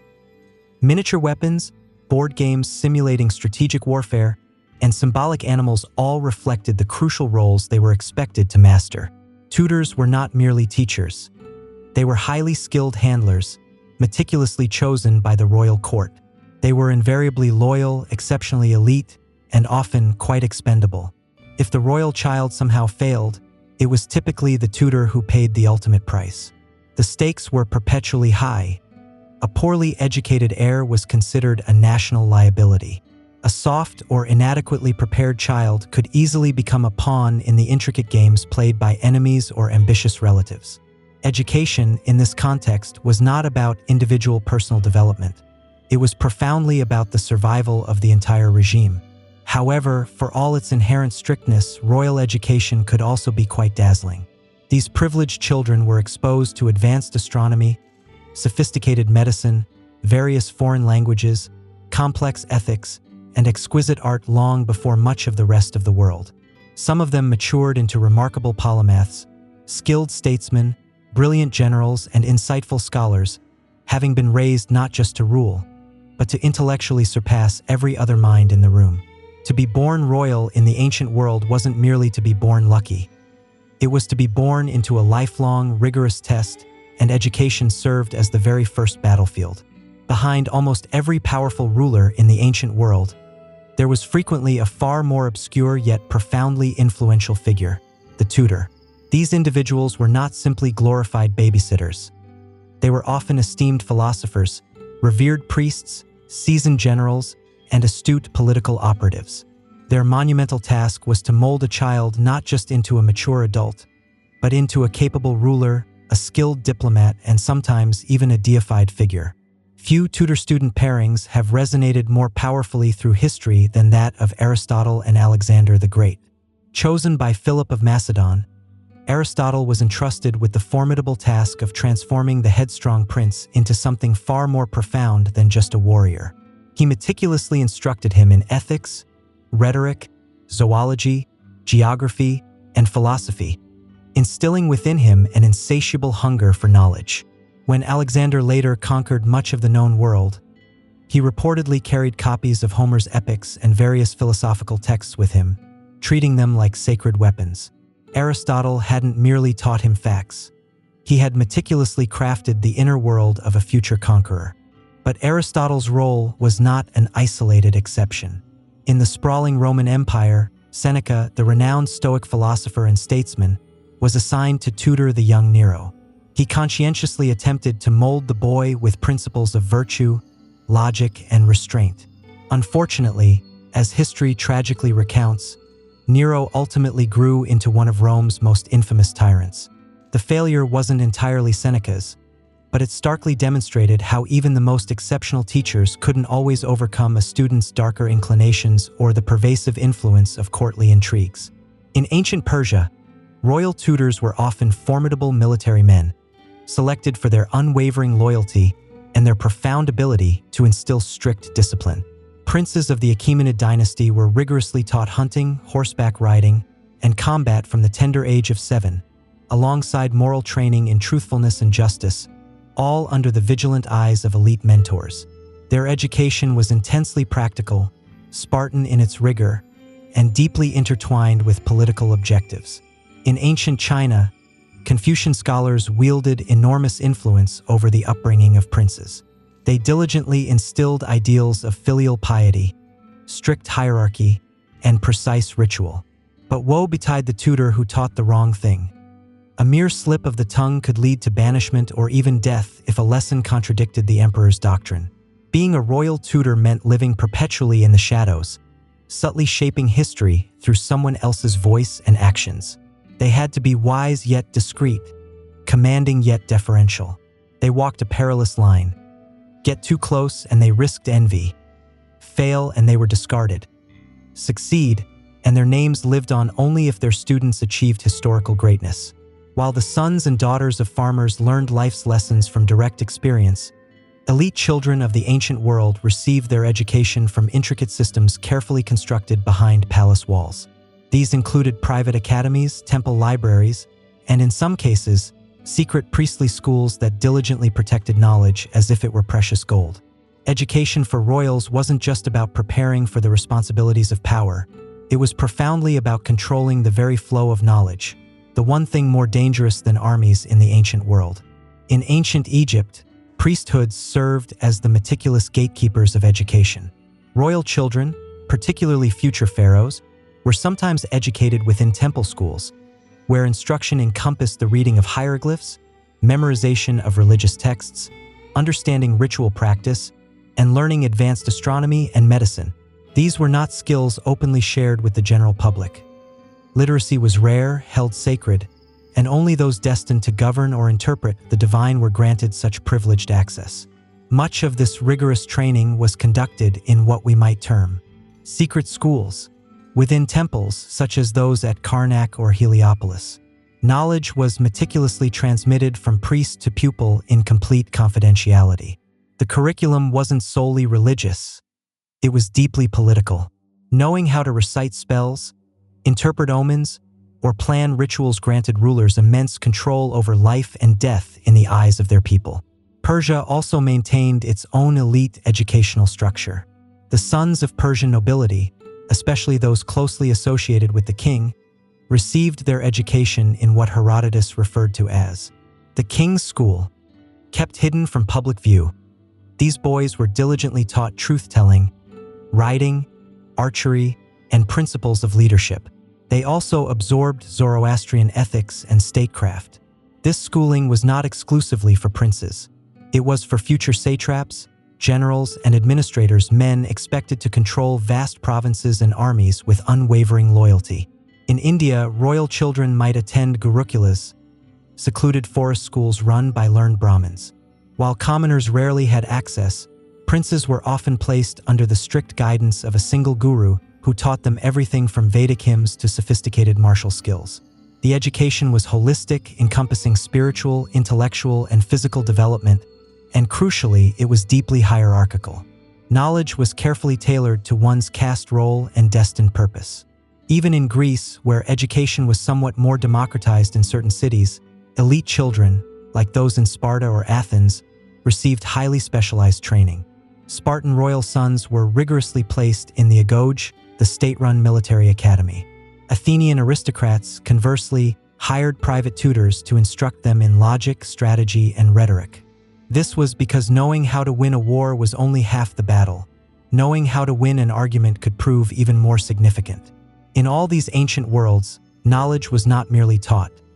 It was carefully guarded, passed down like a finely crafted sword, intended only for those deemed capable of wielding it. In the ancient world, royal women were seldom expected to lead armies or directly govern states. However, this by no means implied that their education was trivial. In fact, for many dynasties, the instruction of elite daughters was just as carefully calculated and strategically important as that of their brothers. This was because royal women were not merely daughters. They were future queens, influential priestesses, valuable political pawns, and, at times, formidable power players in their own right. In Egypt, royal women could wield immense influence. Queens like Hatshepsut and Nefertiti didn't merely stand beside pharaohs. They actively ruled, commissioned the construction of temples, and engaged in crucial diplomatic efforts. This naturally necessitated a comprehensive education. Princesses in Egypt were frequently taught by temple priests in the art of reading hieroglyphs, reciting complex religious texts, managing extensive estates, and performing sacred rituals. Those destined to become God's wives of Ammonius were initiated into powerful priestly orders, acquiring knowledge of rites and theology far beyond the reach of commoners. Some even actively participated in governance, possessing knowledge that rivaled their male counterparts. In Persia, royal women were traditionally kept behind palace curtains, but they were certainly not idle. Achaemenid queens were entrusted with managing vast estates, overseeing significant treasuries, and meticulously maintaining crucial courtly alliances. To perform these duties effectively, they were rigorously taught bookkeeping, diplomacy, and intricate political etiquette. Greek historians like Xenophon noted how Persian queens engaged in significant behind-the-scenes governance, indicating a quiet but formidable education in strategic influence. In ancient Greece, the narrative is more varied. In Athens, education for women, even elite ones, was generally minimal and centered on domestic skills: music, weaving, household management, and some basic reading. However, in Sparta, royal women were purposefully raised for strength and resilience. They underwent physical training, honed their rhetoric, and were deeply imbued with Spartan values. A Spartan princess was expected to be able to speak her mind and command her estates while her husband was away waging war. And when Spartan men frequently died young in battle, it was often the women who steadfastly upheld the family legacy. In India and China, noble women's education largely mirrored religious and dynastic priorities. In the Gupta Empire, royal daughters were sometimes schooled in Sanskrit, music, poetry, and philosophy skills meticulously designed to enhance their allure and social status. In imperial China, empresses and consorts were taught Confucian ethics, elegant calligraphy, and intricate palace protocol. Those destined for significant political roles, like Empress Liu Ji or Wu Zetian, went far beyond these basics, mastering governance, surveillance, and sophisticated statecraft under the guise of refined etiquette. Royal women walked a delicate, often perilous path. They were primarily expected to charm, not to directly rule. But when circumstances dramatically shifted, they often stepped confidently into positions of power, and when they did, their education was not a mere frill. It was their indispensable arsenal. If swords won battles, then articulate speech won empires. In the ancient world, a royal's ability to communicate was not a mere soft skill. It was a potent weapon. Language, rhetoric, and public persuasion were absolutely essential tools for effective rule, delicate diplomacy, and ultimate survival. And so, elite children were not merely taught to speak. They were rigorously trained to captivate, subtly manipulate, and powerfully command through their words. Nowhere was this more evident than in ancient Greece, where rhetoric was regarded as the definitive hallmark of a truly civilized leader. Athenian aristocrats learned from esteemed masters like Isocrates, and later the sophists, who taught persuasive speech as both an intricate art and a precise science. Young elites diligently practiced delivering speeches, actively debating in public forums, and mastering logos, pathos, and ethos, the fundamental pillars of classical persuasion. For those destined to govern, a sharp tongue could often prove more useful than a sharp blade. This ideal of persuasive communication gradually permeated other cultures. In Rome, elite boys were rigorously taught oratory from a young age. They memorized Cicero's famous speeches, learned intricate courtroom strategy, and practiced delivering compelling arguments while meticulously maintaining poise and decorum. For imperial heirs, this wasn't just about courtly performance.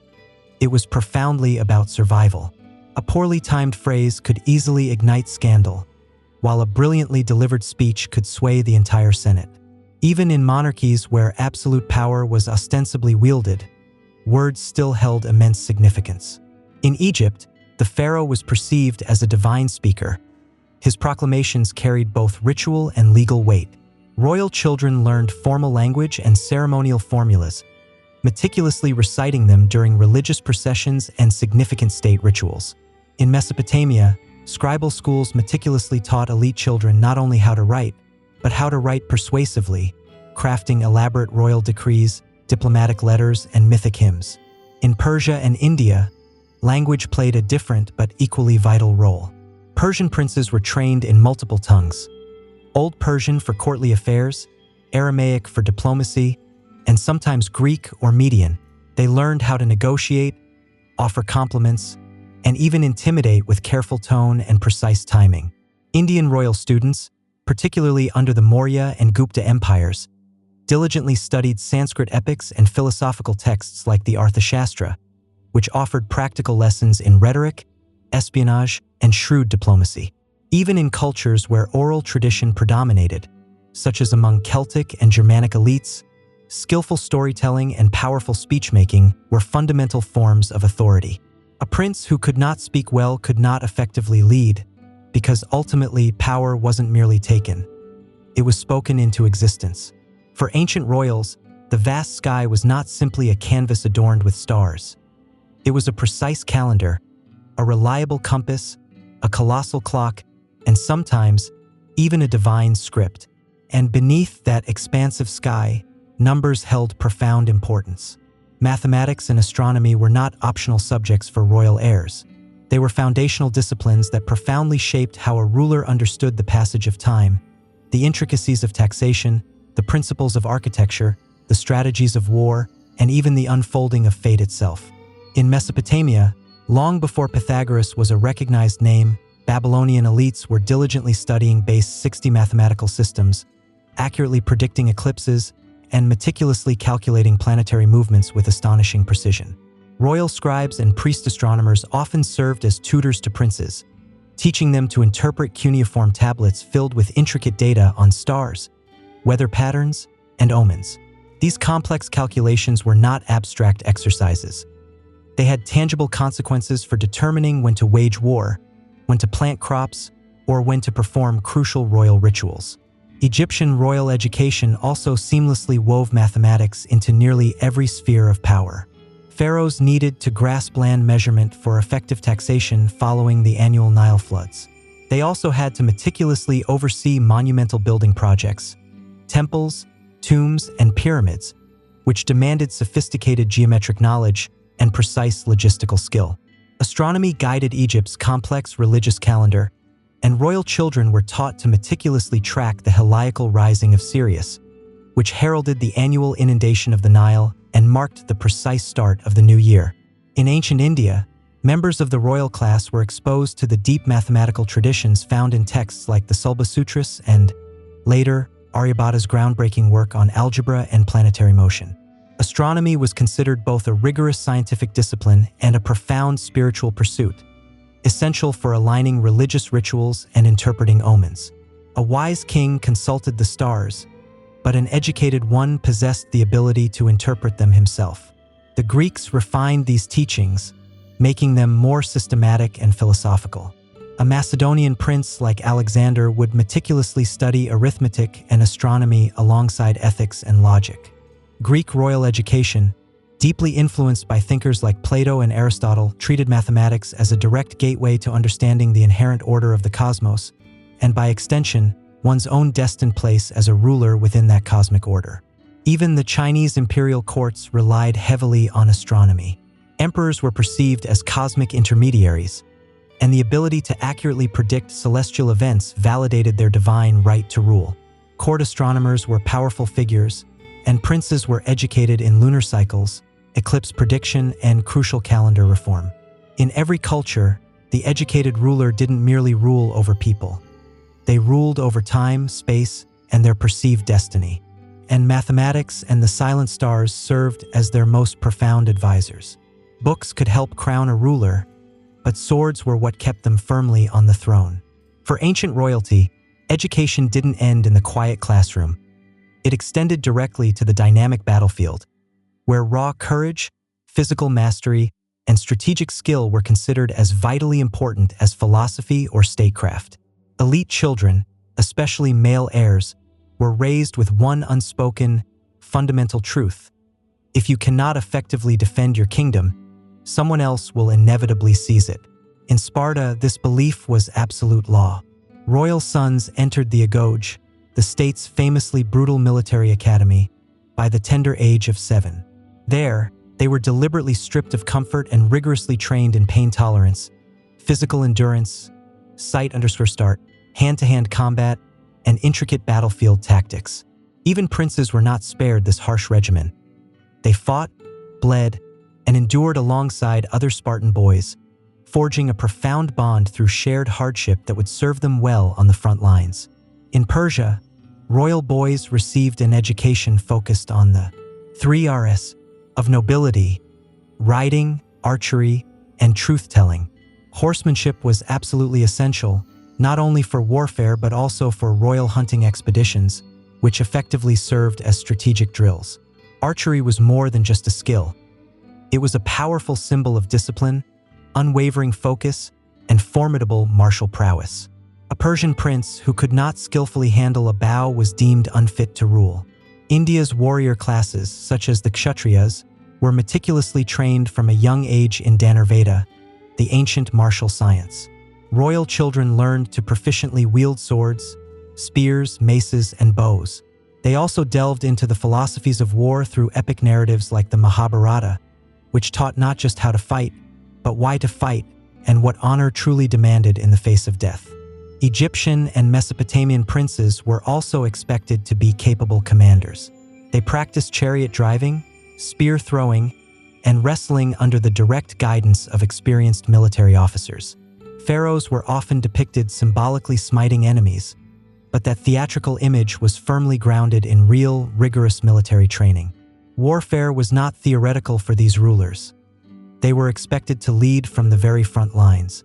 In Rome, the young patrician elite were instructed in both virtus, manly courage, and disciplina, discipline. They trained with wooden swords, learned complex formations, and diligently studied military histories. Julius Caesar was not merely a scholar. He was a hardened general, trained from youth to balance the use of both pen and sword. Even Chinese princes, often more insulated by bureaucracy, practiced martial arts, archery, and horseback riding as integral parts of their princely curriculum. The ideal ruler was expected to embody both the civil and the military ideal, the Wan, civil, and the Wu, military. In every ancient empire, education in warfare was not optional. It was a fundamental necessity for survival. For a royal child, a single misplaced word could ignite a war. A glance held for too long could spark a scandal. In ancient courts, knowing how to sit, how to speak, and how to simply smile was as much a powerful weapon as wielding a sharpened sword. Etiquette was not mere superficiality. It was intricate strategy. Behind every graceful bow and lavish banquet lay a complex game of survival, and royal education meticulously drilled this into the heirs of empires. From China to Persia, court etiquette was codified to a level of almost paralyzing precision. In Han China, princes were expected to memorize and rigorously observe the Li ritual codes, which dictated everything from the proper way to greet a superior to how to mourn appropriately. A single breach of protocol could be gravely interpreted as an act of rebellion.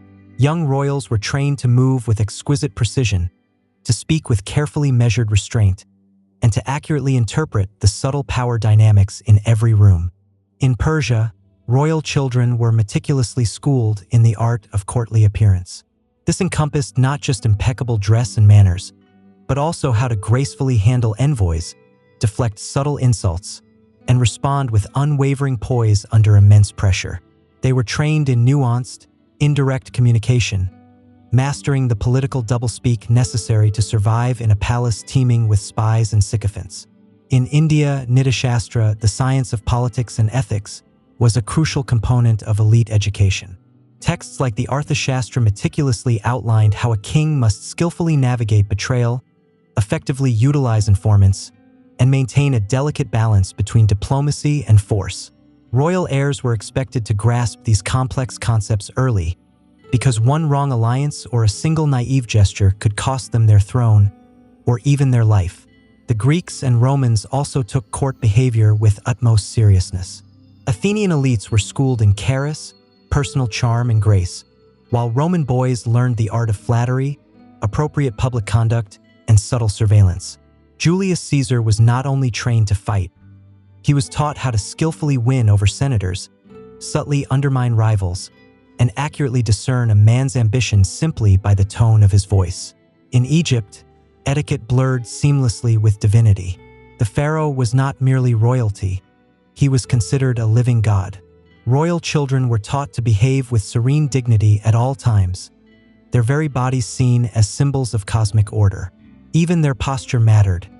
Their stillness was not passivity, it was profound power in quietude. And always, beneath the polished manners and rigid rituals, lay the constant threat of espionage. Tutors frequently taught princes how to test loyalty, subtly gather secrets, and keenly spot deception, because in every palace, someone was always watching, and survival depended on watching back with equal vigilance. A royal education was never solely about molding an individual child. It was profoundly about shaping the very future of an entire dynasty. For ancient elites, every lesson in logic, battle strategy, court etiquette, and language carried the immense weight of generations. A well-educated ruler possessed the potential to unite vast kingdoms, stabilize sprawling empires, and achieve immortality in marble and myth. Conversely, a poorly prepared one could unravel everything. In many significant ways, royal education was the empire's ultimate gamble on itself. Every coin minted, every scroll copied, every tutor hired represented a strategic investment in a single person's capacity to hold the realm together. And the pressure on that child, whether prince, princess, or even a pawn, was simply immense. Consider Alexander the Great.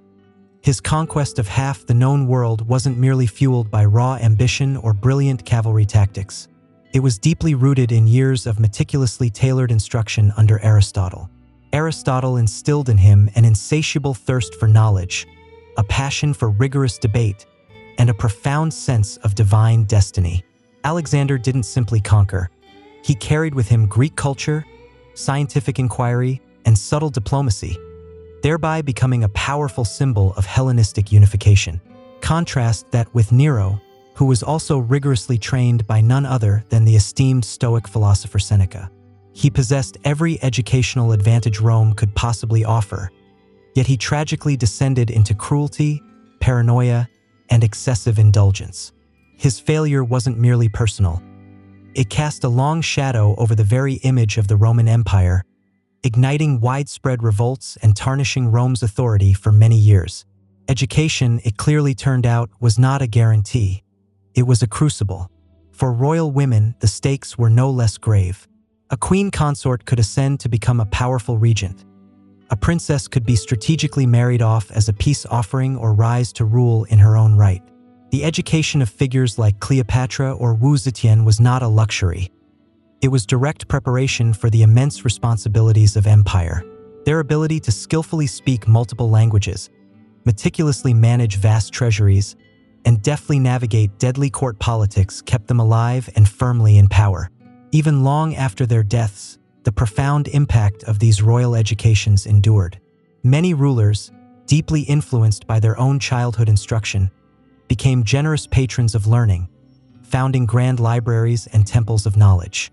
Their personal experiences then became the very model for future generations, repeated, refined, and ritualized. In the final analysis, the education of the royal child was never solely about the individual child. It was profoundly about legacy, about ensuring that the past did not fade into oblivion, and that the future could be governed with wisdom, rather than simply by brute force. Because in the ancient world, the throne was inherited, but the crucial ability to successfully keep it, that had to be meticulously taught.